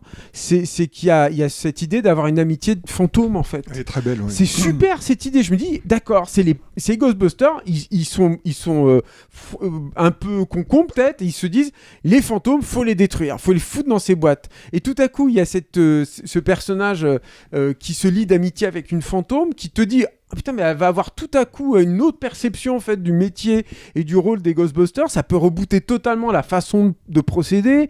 Ça peut rebooter tout l'univers. Enfin, c'était super. Moi, je commençais à fantasmer des trucs. Je me dis, il va y avoir de la tension entre elle, son positionnement par rapport à son rôle de Ghostbuster et le rôle des autres et tout. Et surtout que, en lien avec ça, il y avait aussi ce fait de planter avec des choses qui me semblaient relativement cohérentes avec les personnages ou ce qu'ils représentent dans la vie réelle, effectivement, d'essayer de faire quelque chose avec les vieux. C'est-à-dire que, comme tu l'as dit, il y a ce truc de Dan Aykroyd de faire un mec qui est vraiment versé dans l'ésotérisme et tout. Il y a une idée, et il y a des idées neuves, et je suis très étonné que vous n'en ayez pas parlé de celle-ci, qui est donc un personnage de fantôme qui se lie d'amitié avec la petite, comment elle s'appelle Oui, le personnage de l'héroïne, en fait, la jeune Spengler. J'ai oublié le nom et de l'actrice et du personnage. Bon, bref. La vieillesse. Et donc là, je me suis dit, mais c'est génial ça, parce que ça peut rebooter complètement l'univers, étendre en fait les fantômes, dire, ah bah les Ghostbusters, peut-être qu'ils ont vu tout ça de façon unidimensionnelle, et peut-être que non, c'est plus compliqué que ça, peut-être qu'il faut avoir de l'empathie avec ces personnages fantomatiques, que ce ne sont pas forcément que des monstres, ou s'ils sont des monstres, il y a une autre raison. Enfin bref, je suis prêt à fantasmer un autre truc, d'autant plus que tout ça, dans mon souvenir, hein, en tout cas, c'est arrivé avec le développement de choses autour des vieux Ghostbusters. En l'occurrence, donc le travail, ça tu l'as déjà dit, Stéphane, avec ce qu'on connaît de Dan Aykroyd dans la vie réelle et son rapport à l'ésotérisme, hein, c'est ça qui l'a amené initialement à Ghostbusters. C'était pas censé être initialement tout à fait une histoire comédie, amusante. C'était un peu plus sérieux. Ça venait d'une vraie passion qu'il a en fait pour les fantômes, les ectoplasmes, un truc familial en plus. Voilà, exactement. Les lunettes, par exemple, ça c'était un truc qu'il avait déjà travaillé parce que ça appartient à tout ça. Bon, bref, ça c'est ce qu'on sait. Et je me disais, Ernie Hudson, qui a toujours eu un personnage qui était pas terrible, hein, de se dire, ah mais attends, lui donc il est très riche et donc il a inventé tout ce truc de prison, de fantôme. Pourquoi pas? Moi je suis preneur de ça. C'est exactement ce qui m'a manqué sur Afterlife. Exactement. Je me dis, il y a un truc qui est en train de se passer avec ces petites fantômes. Et comme vous l'avez dit, comme ce film ne ferme aucune porte, qui garde tout ce machin, toute cette lourdeur, etc., tu te retrouves avec un film qui est hyper mal écrit, avec des ellipses, tu y comprends plus rien, etc., et qui est au final hyper déceptif, et qui ne travaille pas du tout que ça, en fait, ou alors qui s'en débarrasse vite fait comme ça, en passant, et il n'y a plus rien au final, quoi. Je m'étonne aussi d'un truc, moi, c'est que, et j'en ai parlé tout à l'heure avec le personnage du glouton, c'est que, contrairement au film en 85, ils peuvent tout faire, les mecs. Et c'est quand même, enfin je sais pas si ça vous a interpellé, mais là on parle de 2 blockbusters où dans les deux il y a un monstre qui gèle tout, quoi. Où tu te retrouves avec les mêmes images, parce que t'as ça aussi dans Kong X Godzilla ou Godzilla X Kong, je sais plus quoi. C'est pour ça que tu l'as comparé à un porno. Donc ouais, peut-être. Et donc je me suis dit, putain, mais la misère, Godzilla quoi. Invente un truc, quoi. Je veux dire, vous avez tellement d'outils à vos dispositions aujourd'hui, c'est quand même fou en fait d'être ancré là. Ces films, ils ont 2 pieds dans le ciment là à chaque fois qu'ils essayent d'avancer vers un truc un peu de l'imaginaire. Voilà. Ah oui, et s'il y a un dernier truc, la musique de Dario Marianelli qui est quand même vachement mieux que la musique du premier, c'est pas très dur, mais qui était qu'une redite où t'as l'impression qu'ils avaient remonté le score du tout premier. Après, c'est compliqué de passer derrière Elmer Bernstein quand même. Hein. Non, mais d'accord, mais au moins il y a 2-3 trucs dans le thème et tout. Moi j'aime bien ce compositeur et j'étais aussi, je pense que ça fait partie des choses où il essaye en fait, à mon avis, Kenan, de s'écarter un peu de tout ça, quoi. Parce que c'est quand même un mec qui avait hyper réussi à gérer justement cet aspect nostalgique dans Monster House et aussi un petit peu dans Poltergeist, quoi. je comprends pas en fait. Et je pense que voilà, il doit gérer quand même beaucoup de contraintes. Moi, pour le coup, je me pose vraiment la question de savoir si le terreau. Alors, je sais pas si on perdra vraiment le terreau de la nostalgie un jour, hein, dans l'absolu. Hein, j'ai l'impression que c'est un sentiment, au cinéma, en fait, c'est quelque part, c'est presque connecté à la notion du cinéma, puisque c'est connecté à la notion du souvenir, quoi, et d'enregistrer des images, quoi. Mais le truc, c'est que la nostalgie des années 80, je pense que c'est quand même en train de se perdre vraiment, quoi. Parce que là, pour le coup, On va avoir celle des années 90. Ah bah, on l'a déjà, mais le truc, c'est que là, il y a vraiment un truc, je pense, où les gens... en fait, qui ont pu voir ça à l'époque et tout ça, etc. Moi, j'en fais partie. Hein, SOS Fantôme, le premier, je l'ai vu en salle quand j'avais 8 ans, quoi. Voilà, enfin là, on en a plein le cul, en fait. Hein. On en avait déjà un peu plein le cul, mais là, c'est vraiment... J'ai jamais aimé ça, hein, ça me fait... Non, mais moi non plus, mais moi, je te parle littéralement de, pour le coup, vraiment du grand public, parce que j'ai l'impression que le grand public s'intéresse pas particulièrement... Ça marchouille, hein. Je veux dire, mais ça marche finalement, ça fait pas plus de thunes que celui qui avait été détesté en 2016. Hein, comment s'appelle celui avec les femmes là, le SOS Fantôme avec que le casting féminin, quoi, qui marche pas, hein, qui est pas un bon film, hein, clairement, etc., etc., qui mérite pas les tombereaux de merde qui s'est pris sur la gueule non plus, mais qui n'est pas, qui est pas très bien, quoi. Mais par contre, c'est un film qui avait relativement marché. Mine de rien quelques trucs en s'indexant aussi sur des comics de leur époque. Après, il y avait pour le coup, tu vas dans le schéma inverse, par exemple, les caméos de Sigourney Weaver, de Bill Murray ou de Dan Aykroyd, c'était insultant en fait pour les gens qui ont fait le film original et tout, quoi. Et entre la déférence totale, tu vois, où Bill Murray en vrai il a pas grand chose à faire là-dedans, hein, il est même moi j'étais très embarrassé, hein, quand il est à l'écran, c'est très problématique, hein. Et il a quand même presque 75 ans, quoi, aussi maintenant, quoi. Ernie Hudson, il en a presque 80 en plus, enfin, voilà. Lui pour le coup il les tient bien, je trouve. Mais entre ça, en fait, où t'es ultra déférent vis-à-vis des persos, tu leur files un peu du biscuit, et puis de l'autre côté, tu leur files des rôles complètement... il y a quand même un juste milieu, je pense. Et là-dessus, sur la nostalgie, sur les trucs comme ça, j'ai vraiment l'impression que finalement, on est en train de perdre complètement, en tout cas les années 80, quoi. Espérons. Ouais, c'est un peu la démonstration de ça, quoi. Je veux juste rebondir sur ce que dit Julien sur la scène entre la jeune héroïne et la fantôme, parce que c'est des scènes que j'ai trouvées très jolies aussi. Malheureusement, il y en a peut-être 4 ou 5 qui sont totalement éparpillées dans le film et morcelées par 10 ou 15 scènes qui présentent aucun intérêt. Et j'arrive pas à comprendre la logique de production ou la logique d'écriture, tout ça qui arrive pas à se concentrer sur quelque chose qui marche bien, qui est joli. C'est là où t'es dans un système profondément malade. Mais c'est ça le truc, en fait, parce que autant dans Kong contre Godzilla, tu vas pas dire ah là là, il y avait cette idée, s'ils avaient poussé cette idée, ça aurait été génial. Mais là, t'avais matière à faire quelque chose à la Tim Burton, éventuellement dans la nostalgie, etc. Et alors qu'il y a des belles idées comme ça, moi j'ai l'impression que sur un film de 2 heures, il y a 1 heure qui passe devant une machine avec un point rouge de capture de fantômes, et tu te demandes s'ils vont appuyer sur le bouton ou pas appuyer sur le bouton, quoi. Et donc... Moi je pense que cette scène déjà, elle présente un premier problème, c'est qu'à mon avis, il y a un début, un prémisse d'histoire d'amour, en fait, entre ces deux personnages qui a été complètement sabré. Et je pense que c'est un truc qui ressort, en fait, qui semble assez évident, et le studio a fait non. En fait, on va mettre ça de côté, on fait un film pour les beaufs des années 80, donc arrêtez maintenant vos conneries, quoi. Tu vois, voilà. Et le truc, si tu veux, c'est que du coup, je pense qu'en fait, ce qu'on ressent, c'est ce qui reste, en fait, dans l'écriture de ça, et en fait, le problème, c'est que, en gros, ça devient pour le studio, j'entends, en fait, une idée embarrassante, quoi. C'est-à-dire... C'est dramatique, hein, quand tu vois que ce qui marche le mieux, c'est Avatar...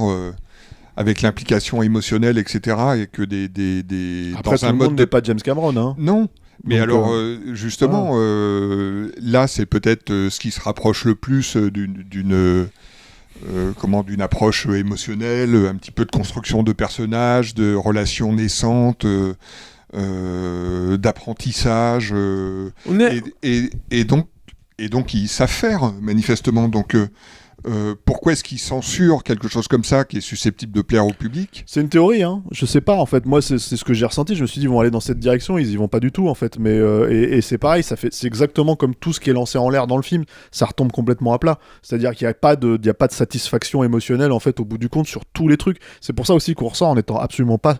Moi, je suis pas du tout repu des SOS Fantôme, la menace de glace. Et pourtant, encore une fois, quand j'ai vu avant, je me suis dit, pourquoi pas ? Tu vois, je veux dire, s'il repousse un tout petit peu, voilà, ça peut fonctionner, quoi. Ça fonctionne pas du tout. Et à la fin, c'est tout le problème, c'est qu'il y a ça, et il y a la problématique de c'est une comédie. Et c'est comme le film des frères Coen, alors pour d'autres raisons, hein, encore une fois, ça tombe complètement à plat. Je veux dire, il n'y a pas un moment donné où on a explosé de rire, il n'y a pas un moment donné où on a même ri de bon cœur, tu vois. Et le truc, si tu veux, c'est que moi, je connais plein de gens qui aiment pas SOS Fantôme, le premier, hein, qui considèrent que c'est pas drôle, que machin, etc., qui s'arrêtent aux effets spéciaux, qui disent ok, les effets spéciaux ils sont cool pour l'époque et tout, mais voilà, tu vois. Et moi, c'est un film qui me fait vraiment rire. C'est un film que j'aime beaucoup, en fait, du humoristique, quoi, tu vois. Mais même, moi, quand j'étais gamin, j'adorais Peter Venkman, tu vois, je les adorais tous, quoi. Et voilà, là, le problème, si tu veux, c'est que t'as l'impression que c'est plus ou moins tous le même perso, en fait, y compris la gamine, finalement, voilà. Donc c'est aussi le souci, en fait, je pense, d'un film comme ça. Ce qui n'était pas le cas dans le premier, pour le coup. Ouais, voilà. Donc voilà. Est-ce qu'on passe à un autre gros, comment dire... Oui, tu veux que je pitch ? Ah ouais, la malédiction d'origine de... Alors, Arkasha Stevenson, inconnu au bataillon. Tu t'es découvert un nouveau talent, pitcher. Ouais, Arkasha Stevenson, inconnu au bataillon de... Elle a réalisé des épisodes de Légion, la série, voilà. de mémoire. Elle avait fait un cours aussi, mais ouais, assez inconnu au bataillon. Ouais. Voilà, c'est ça. Donc, lequel de vous deux... Parce que Julien ne l'a pas vu. Lequel de vous deux va pitcher le film ? Donc c'est une préquelle. Merde, je suis dans cette émission, c'est vrai. Ouais. non, c'est une préquelle donc au film original de Richard Donner, La Malédiction. Et là, on suit dans les années 70, par là, une jeune nonne américaine qui vient d'arriver à Rome pour être consacrée nonne. Et il se passe évidemment des événements étranges. Voilà. Oh non, là tu ramasses le pitch. Non, ce qui est bien dans ce film, c'est que ça commence par une scène, pour moi, extrêmement intrigante, un hook, où il y a une femme qui est cagoulée de noir et qui se fait violer, et on voit des prêtres tout autour. Et cette image est forte, et en fait la grande qualité de ce film-là, alors il y a plein de défauts dans ce film, mais je pense que vous n'allez pas les ignorer. Ouais, j'adore parce que tu racontes ça comme ça, t'es hyper glauque, ouais. tu le dis hyper lentement, en fait, sans doute. Et on dirait que là... Son canapé en cuir là, regardez-le. Tu veux pas une pipe? Mais non, mais truc ultra... Et moi j'ai adoré cette scène. Non, mais est-ce que vous entendez le feu qui crépite dans la cheminée? C'est la préquelle de La Malédiction, si vous voulez, donc évidemment. Non. Donc tu nous mets dans l'ambiance. Non, mais moi je dis souvent, j'ai une petite adolescente gothique en moi qui réagit très fortement à certaines images sombres, que ce soit le bon ou le mauvais gothique. Il fallait commencer par là. Ouais, j'aime autant Candyman que Baudelaire. Il y a le bon et le mauvais gothique. Voilà, bon, bref. Et ce film-là, en fait, son avantage, c'est qu'en fait, il a des images terrifiantes parfois. Donc le scénario est vraiment pas terrible, hein, ça je suis d'accord. Mais il y a, et ça je peux pas cracher sur ce genre de film, qui essaie, à la fois le chef-op, qui essaie de retranscrire une impression d'époque, la costumière, l'actrice, la réalisatrice, elles essayent de faire un truc un peu contre le scénario qui est mal écrit, mais d'avoir des visions démoniaques. Et en plus, c'est très anticlérical. Moi, j'aime pas trop l'église. Non, mais c'est bien de taper un peu sur ça, il y a pas de problème. Mais en fait, moi j'ai l'impression que ce que tu dis, c'est plus en fait qu'ils essayent d'aller contre les origines du projet. C'est-à-dire les prémices du projet qui, en fait, je veux dire, le truc initial, c'est de dire on va faire une préquelle de La Malédiction. Et là, alors les gars, La Malédiction, ça a presque... Oui, c'est pas très intéressant. Ça n'a pas grand intérêt.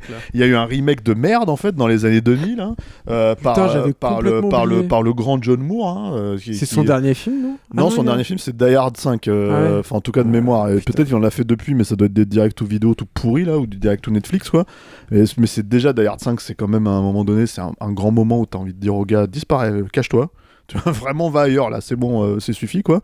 Mais La Malédiction, bon moi après j'aime pas trop l'original de Richard Donner, je suis pas un grand fan. Ouais, c'est assez mineur. Voilà, je trouve que c'est vraiment une espèce d'ersatz en fait de l'Exorciste, un peu, je trouve, voilà, mal digéré. Après c'est bien fait, hein, c'est propre et tout ça, il y a pas de problème quoi. Mais disons que je trouve que ça a fait son temps. Et il y a eu quand même beaucoup de suites de merde aussi, hein, faut quand même le dire. Est-ce qu'il y a La Malédiction 2 ? Mais bon, alors on n'est pas chez Marie, on n'est pas dans Monster Squad. Hein. Un jour, faudra sûrement qu'on se colle à ce film, à cette saga, quoi. Vous n'y arriverez pas, je pensais pas. Non, bah tu sais, on a fait Hellraiser avec quand même 12 films, tu vois, 11 films, dont 8 merdes. Donc le truc, si tu veux, c'est que faut pas nous lancer sur l'affaire, quoi. Mais le truc, c'est que voilà, c'est une saga un peu pétée, quoi. Et tout ce que tu dis, et c'est plutôt vrai en fait, hein, quand t'amorces en fait ce que les gens essayent de faire en fait sur ce film, quoi. Mais elles vont contre, à mon sens, le premier problème principal en fait du sujet, c'est qu'elles se battent contre la malédiction, quoi. Ouais, et d'ailleurs, tu vois qu'elles raccrochent les wagons finalement très mal à la fin, sur 3 points, quoi. Ouais, tu vois, voilà quoi. Mais je te laisse. Clairement. Continue. Non, juste ça. En fait, moi, je peux pas casser du sucre sur un film qui au moins essaye. Je trouve ça cool déjà dans un truc qui est aussi industriel, où en plus parfois dans ces films d'horreur là, on essaye ou de faire des bondieuseries horribles ou de mélanger toutes les différentes sources du mal, c'est-à-dire t'es un fantôme, c'est le mal, t'es une sorcière, c'est définitivement le mal. Et là, pour une fois, ils te disent un truc sur l'église en fait. Alors il y a un truc qui tient mal, il y a une super idée dans le film, je vais la spoiler, c'est qu'en fait c'est l'église qui est en perte de vitesse à cause des années hippies et qui veut créer un antéchrist pour redynamiser l'église. Alors dit comme ça, et c'est comme ça que le dit le film. C'est pas une super idée, je suis d'accord. Mais par contre, il y avait souvent dans l'église cette idée de on perd beaucoup d'adeptes, donc on va développer une iconographie du diable très forte. Hein. L'idée de la gargouille, des portails sur les églises, un des principaux aussi fondements du gothique, c'est ça. Donc en fait, cette idée-là, elle aurait pu être maîtresse, elle aurait pu être génératrice d'intrigue, elle aurait pu beaucoup plus soutenir les images qu'il y a là. Mais ce que j'aime bien, c'est que ces images-là, en fait, c'est un peu le fantôme de ce script qui aurait dû être ça, et qui est un peu écrit par des gens qui, à mon avis, l'ont écrit un peu vite, l'ont pas pris au sérieux. Mais ça aurait pu être une réflexion vraiment sur le pouvoir de cette église qui a détourné, en fait, le message du Christ pour en faire une industrie. Et ça, moi, je crois vraiment que c'est ce qui s'est passé avec l'église. Donc, en fait, il y a beaucoup de choses que j'aime bien dans ce film.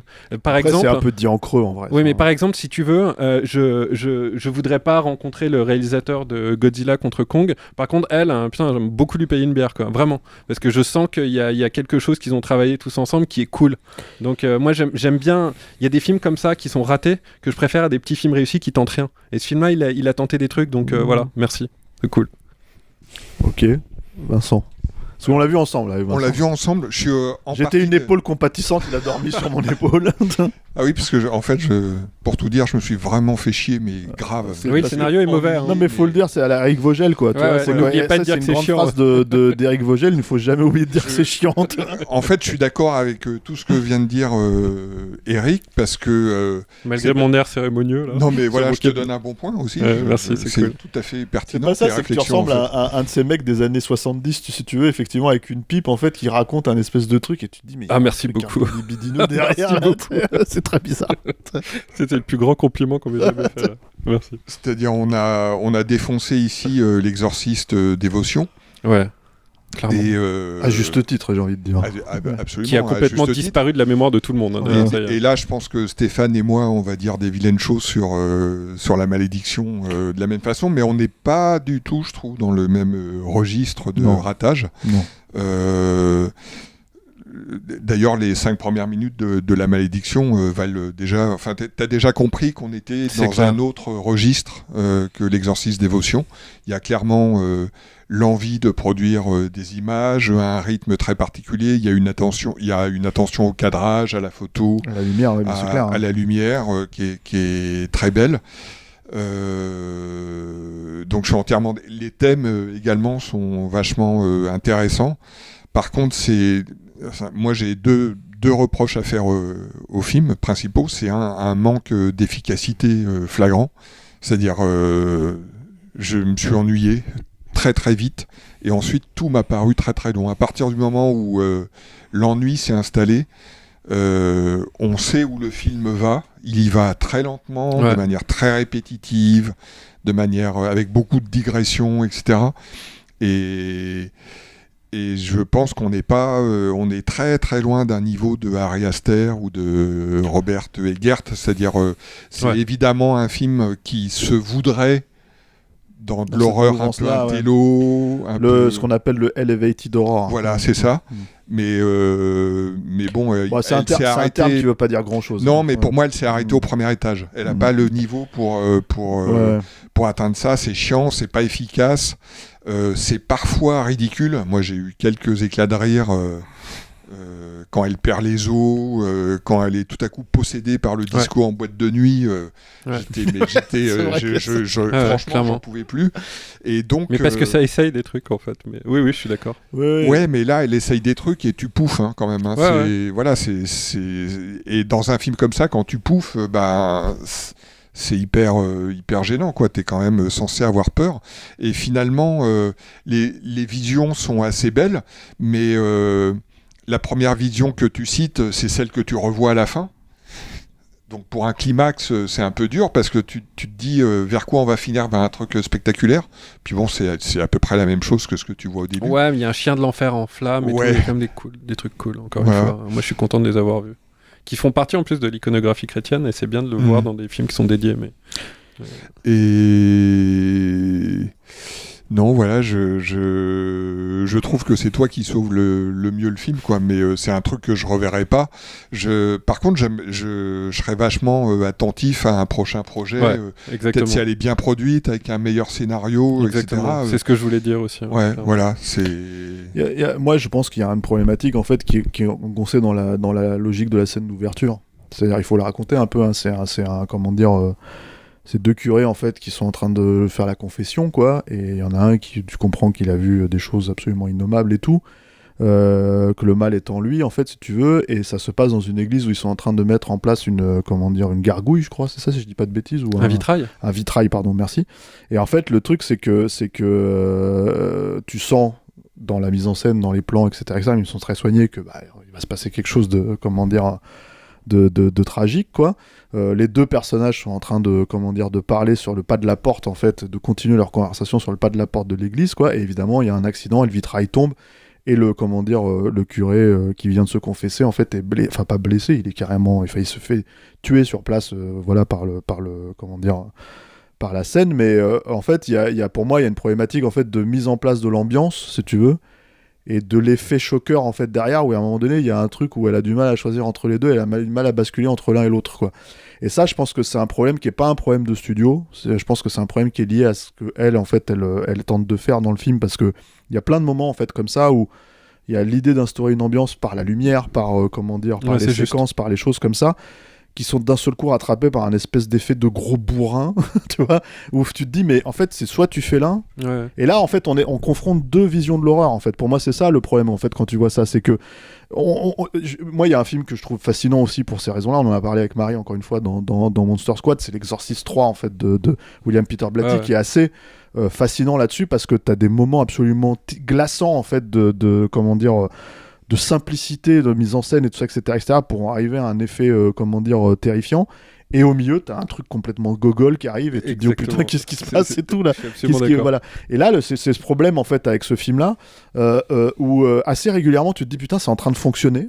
Ça y est, ça marche. Je suis pris par le moment de la séquence. Il y a notamment un moment donné où elle est littéralement fermée dans une salle noire, et en fait, il y a une personne dans dans le fond de la salle et tout, qui est en train de s'avancer tout doucement, et puis en fait tout ça pour faire comme ça à la caméra, et tu fais bah ouais, mais là en fait tu m'as perdu, quoi.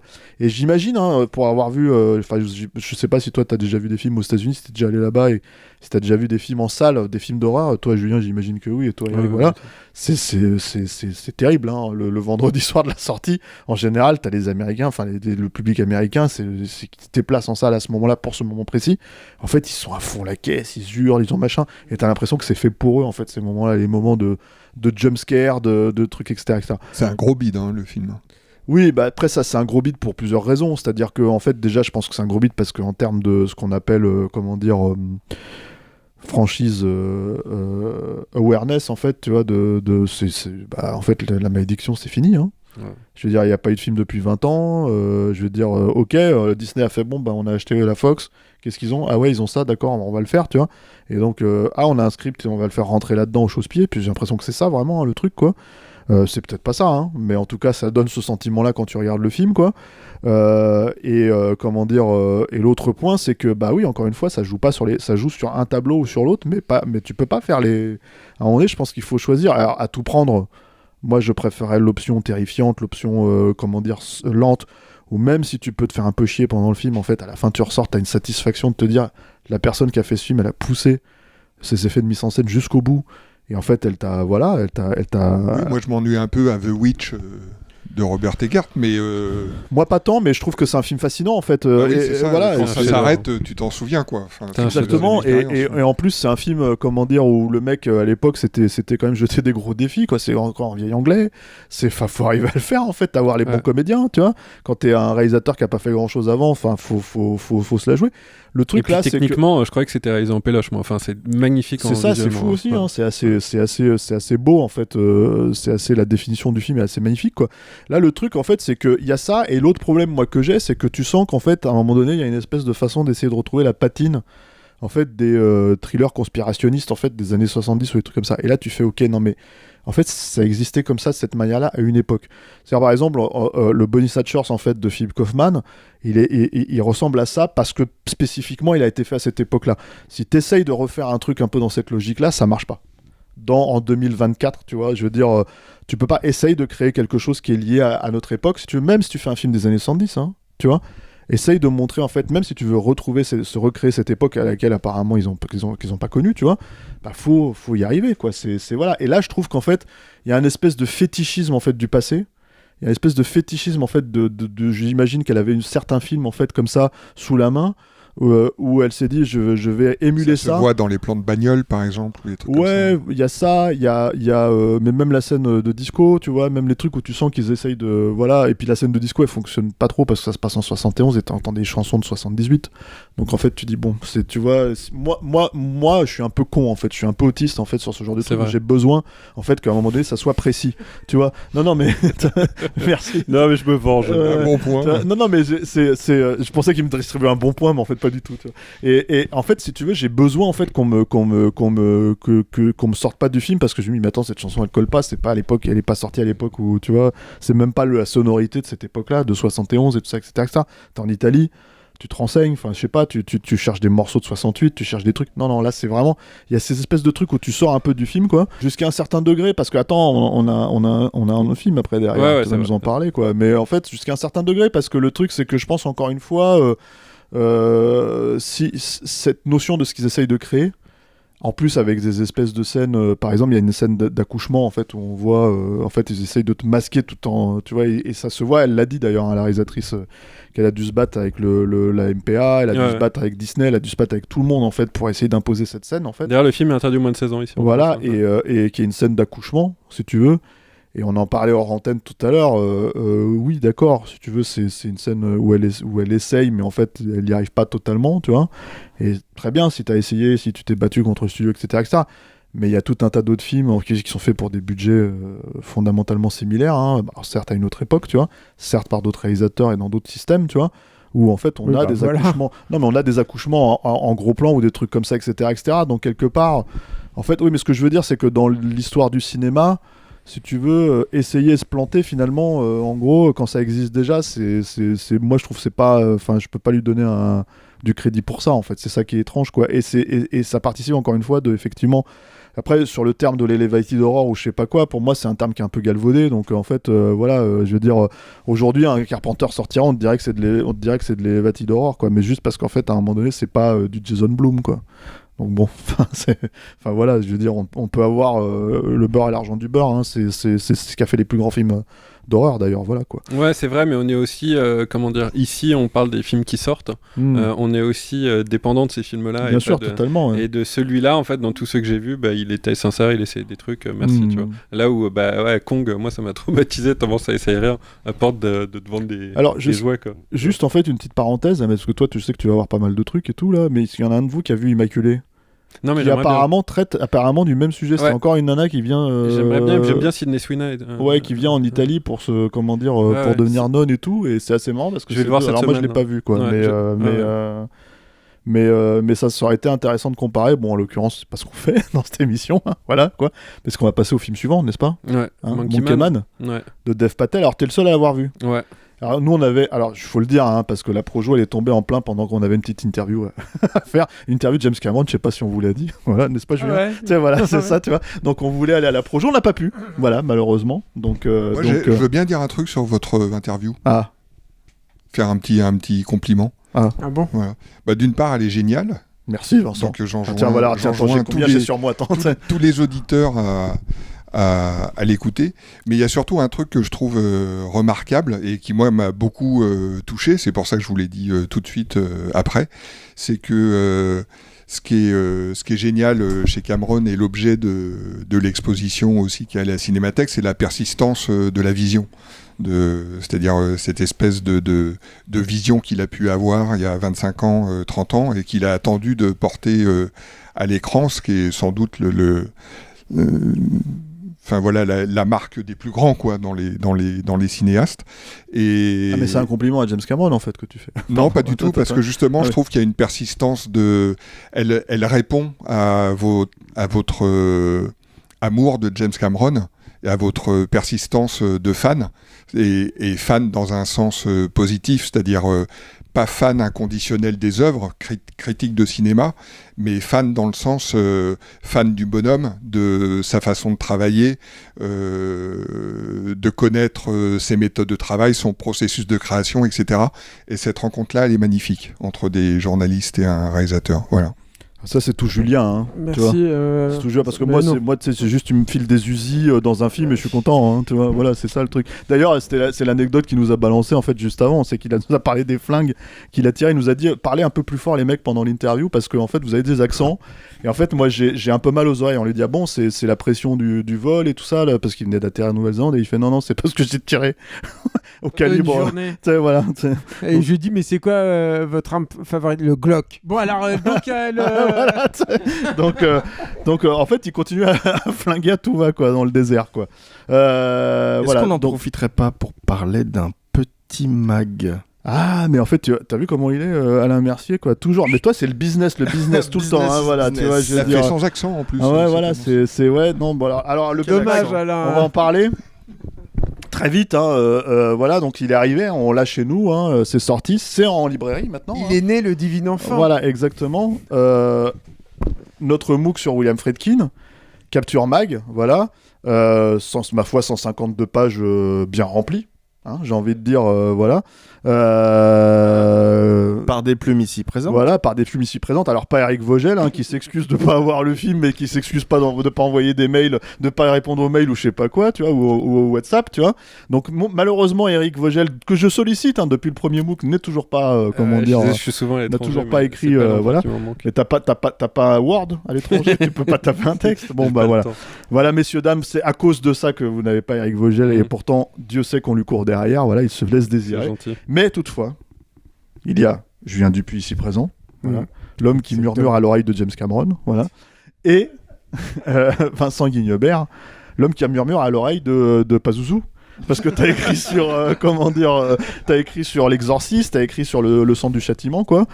On y allait tranquille, hein. T'avais déjà écrit en vrai sur ces films-là auparavant, quoi. Mais tes textes mais sont j'avais pas écrit depuis 10 ans. Hein. T'as été assez fort pour me faire, et tes textes sont excellents. Tu vois, ça il faut le dire aussi, parce qu'encore une fois, en fait, c'est important. Ça fait plaisir de relire du Vincent Guignebert. Exactement. Non, mais c'est vrai. Hein. Ça c'est le truc. L'épisode de l'autosatisfaction. Ouais. Ça a mal fini. Et de la modestie. J'ai bien fait de vous faire des compliments sur Cameron, parce que du coup, vous vous sentez obligé là. C'est ça. Donc 152 pages avec donc un gros dossier William Friedkin avec des très belles interviews de Julien notamment et d'Arnaud, voilà, qui l'ont rencontré plusieurs fois il y a quelques années en fait, avec quand même beaucoup de matos exclusifs, hein, il faut le dire, hein, parce que finalement ça vous aviez utilisé très peu de comment dire de ce matériel là dans vos médias respectifs à l'époque.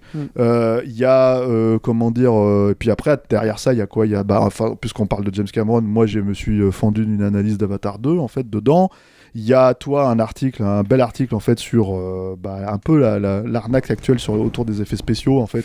Oui, sur la problématique de communication autour des effets spéciaux, sur le truc de on l'a fait à l'ancienne, on l'a fait pour de vrai. Voilà, très beau papier, hein. On est d'accord. Ça sent bon. Voilà, c'est ça. Il en peut plus. Et comment dire, il y a quoi ? Il y a un texte sur aussi moi ce que j'appelle l'arnaque du multiverse en fait par Aurélien Noyer. En fait, en gros, il part sur cette notion en fait de nouvelles formes narratives en fait pour juste dire que c'est une autre manière de vendre de la soupe quoi. Mais je ne veux pas vous spoiler le texte, tu vois. Qu'est-ce qu'il y a d'autre ? Il y a des textes, il y a un très beau texte en fait sur le passage à l'écran du livre L'été en pente douce entre Pierre Pelot et l'auteur du livre, l'auteur du roman, et Gérard Krasvik, le réalisateur. Gérard Krasvik, à ses débuts, quoi. Non, mais vraiment, c'est un super texte, c'est notre ami Sandra Benedetti qui l'a écrit, quoi, et qui allait interroger Pelot et Krasvik. Voilà, il y a tout un tas de petites choses là-dedans. Il y a une ode, évidemment, à Steven Seagal, voilà, par Yannick. Voilà, il y a tout un tas de choses, il y a à boire et à manger. Acheter parce que comme ça on en fait un autre, voilà, mais regardez, ils vendent pas le truc, hein, ça va faire des Pujol et Marie. Ça va faire des mèmes quoi, qui mieux sur Twitter quoi, voilà. Non mais vite on rattrape le truc. Vous saviez qu'on avait fait une interview de James Cameron? Alors Eric, sinon tu as vu un film que nous n'avons pas vu. Voilà, c'est ça, tu vois, c'est vraiment cette émission. Clémence revient, cette émission part en couille. Voilà, je me tourne vers toi Eric. Monkey Man. Ouais, ça a l'air cool en fait, il y a de la baston et tout, ouais. Tu vois, il y a des mouvements de caméra un peu tarés. Voilà. Donc c'est réalisé par Dev Patel qui est un acteur dans Slumdog Millionnaire. C'est quoi le pitch? C'est produit par Jordan Peele, donc ça me faisait un peu peur parce que moi personnellement j'aime pas trop le type. Et surtout je déteste, je le dis encore, son remake de Candyman là, qu'il a produit. Et donc voilà. Le pitch, très simple histoire de vengeance où un type des très très bas quartiers, des slums de Delhi, je crois, voit sa mère se faire assassiner et après va fomenter une vengeance contre les gens qui l'ont tué. Et en fait, ce sont des gens riches et puissants qui l'ont tué, donc on va le voir monter progressivement toutes ces strates sociales représentées par un énorme immeuble. Et se voir se déchaîner sa vengeance. Et donc pitch extrêmement classique, film de 2 heures. Donc ouais, directeur de la photo. Ça fait peur ça, c'est le seul truc quand je suis bien chauffé par le film. Superbement rythmé. Donc chef-op de Whiplash qui déchire tout, c'est superbe à voir, ça se voit dans la bande-annonce, hein, vraiment. Ça c'est clair. On pouvait penser à un moment, il y a une référence à John Wick et tout, donc je me disais bon ça tape pas très haut, mais en fait c'est ce qui est vachement bien dans ce film, c'est que c'est en fait beaucoup plus macabre que John Wick, beaucoup plus habité. C'est plus du côté de The Crow en fait. Moi ça m'a vraiment fait penser à ça, sur un type qui a une espèce de vengeance. Et la petite fille goth qui est en toi est complètement repue. Et qui a une vengeance qui le rend complètement fou, et un peu comme dans The Crow, un tout petit peu surhumain. Alors ça, c'est ce côté-là, un tout petit peu fantastique, qui est un peu pas hyper bien traité, mais il y a tellement de trucs à voir dedans. Il y a 3 monteurs hein, sur le film, généralement ça fait peur, mais là je crois que ça a vraiment été dédié à l'efficacité, à la linéarité du film, qui a très peu d'intrigue secondaire, en fait, qui est vraiment très direct. Et moi j'ai trouvé que c'était un plaisir à regarder, quand même, parce que vraiment il y a... Ouais, c'est habité, toute cette mythologie hindoue, indienne, au service d'un film de vengeance. Moi je l'avais pas vu avant, donc déjà on se prend ça dans la gueule, et en plus il y a une espèce de il y a une attention qui est portée, le masque du type hein, qui est catcheur aussi à côté, et qui en fait au début, ça j'ai oublié de le pitcher mais c'est important, se prend des coups tout le temps.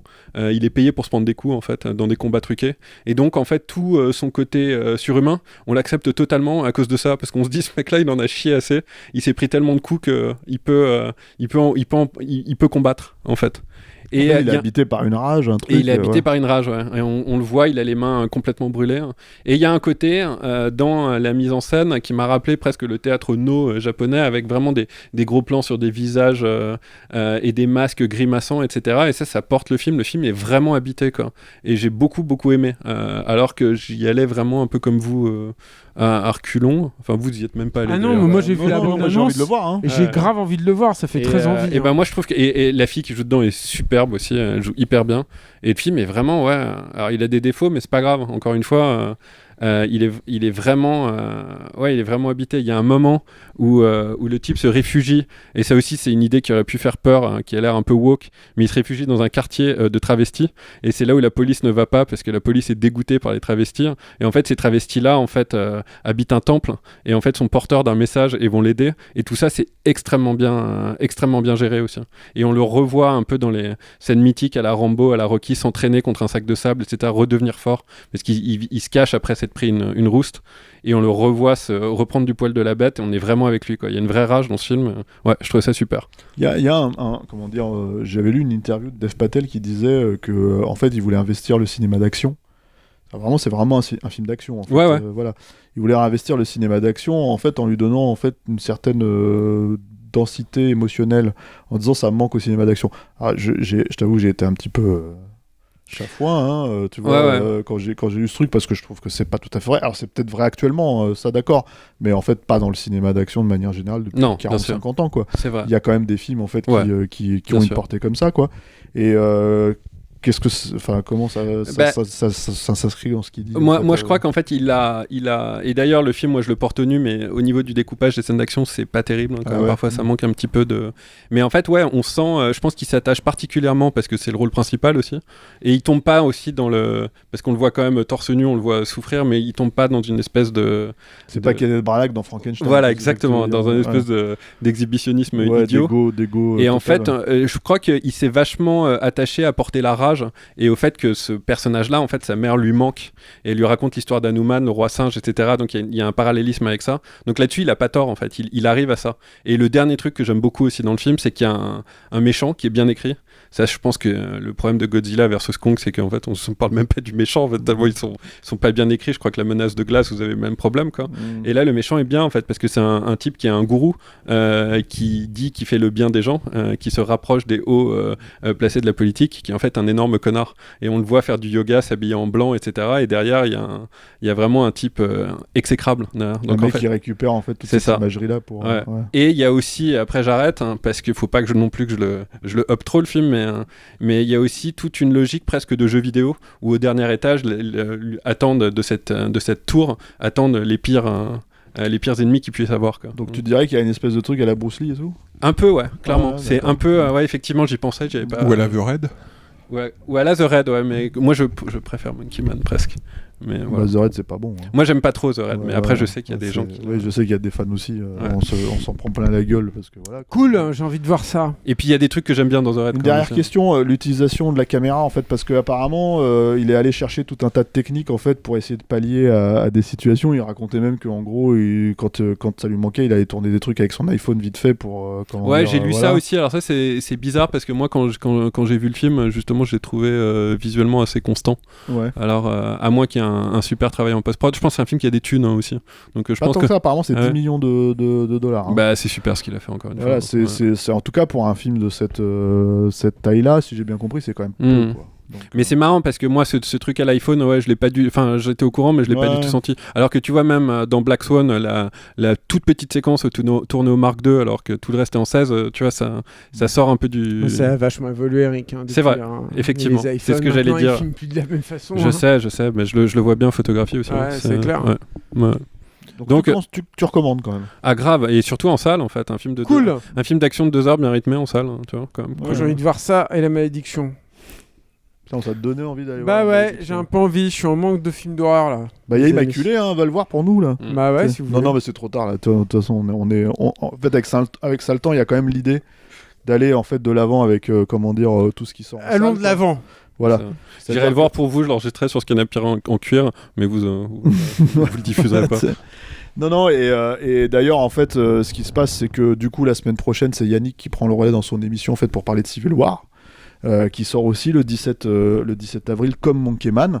Voilà, donc ça, on lui a laissé ce film-là. Il était intéressé depuis qu'il a vu la bande-annonce. Donc voilà, je crois qu'il a. Moi, j'ai très envie de le voir. On va spoiler un petit peu. Je crois qu'il n'est pas hyper convaincu par le film, quoi. C'est ce que disent les premiers échos aussi. Voilà, mais on le laissera en parler. En fait, ça sera dans cette émission. Nous, on revient. Clémence revient parce que ça, c'est très important. Si tout va bien, le 24 avril, enfin la semaine du 24 avril, parce qu'on va parler du Mangeur d'âme avec nos amis Alexandre Bussiot et Julien Maury. Voilà, et puis le prochain Saltan, derrière ça sera au mois de mai, quoi. Voilà. En attendant, le saviez-vous, en fait, on a fait une interview de James Cameron, quoi. Non, mais je vais me la péter, c'est ma street cred jusqu'à la fin de ma vie. En fait, voilà, ça va être ça, quoi. Donc je le dirai jamais assez parce que c'est sur la même chaîne YouTube où vous regardez cette émission. Voilà. Donc mine de rien, c'est à 2 clics près, quoi. Voilà. Donc une photo en noir et blanc, vous la reconnaîtrez quand il est comme ça. Voilà, il est un petit peu. En plus, il était bien parce qu'il avait sa petite barbe et tout. Il était frais, quoi. Merci messieurs. Merci Julien. Merci Stéphane. Vincent. Merci à vous. Merci Eric. Merci Alain. Merci à la technique. Merci à Alain. tous nos soutiens. Voilà. Merci James Cameron. Voilà. Merci au cinéma. Merci au cinéma. Bravo, tu vois. Et on se retrouve bientôt. En fait, vous retrouverez Clémence bientôt en fait dans cette émission sur ce fauteuil même, voilà, parce qu'elle fera, un bien meilleur travail que moi. Voilà. Merci à tous et à bientôt.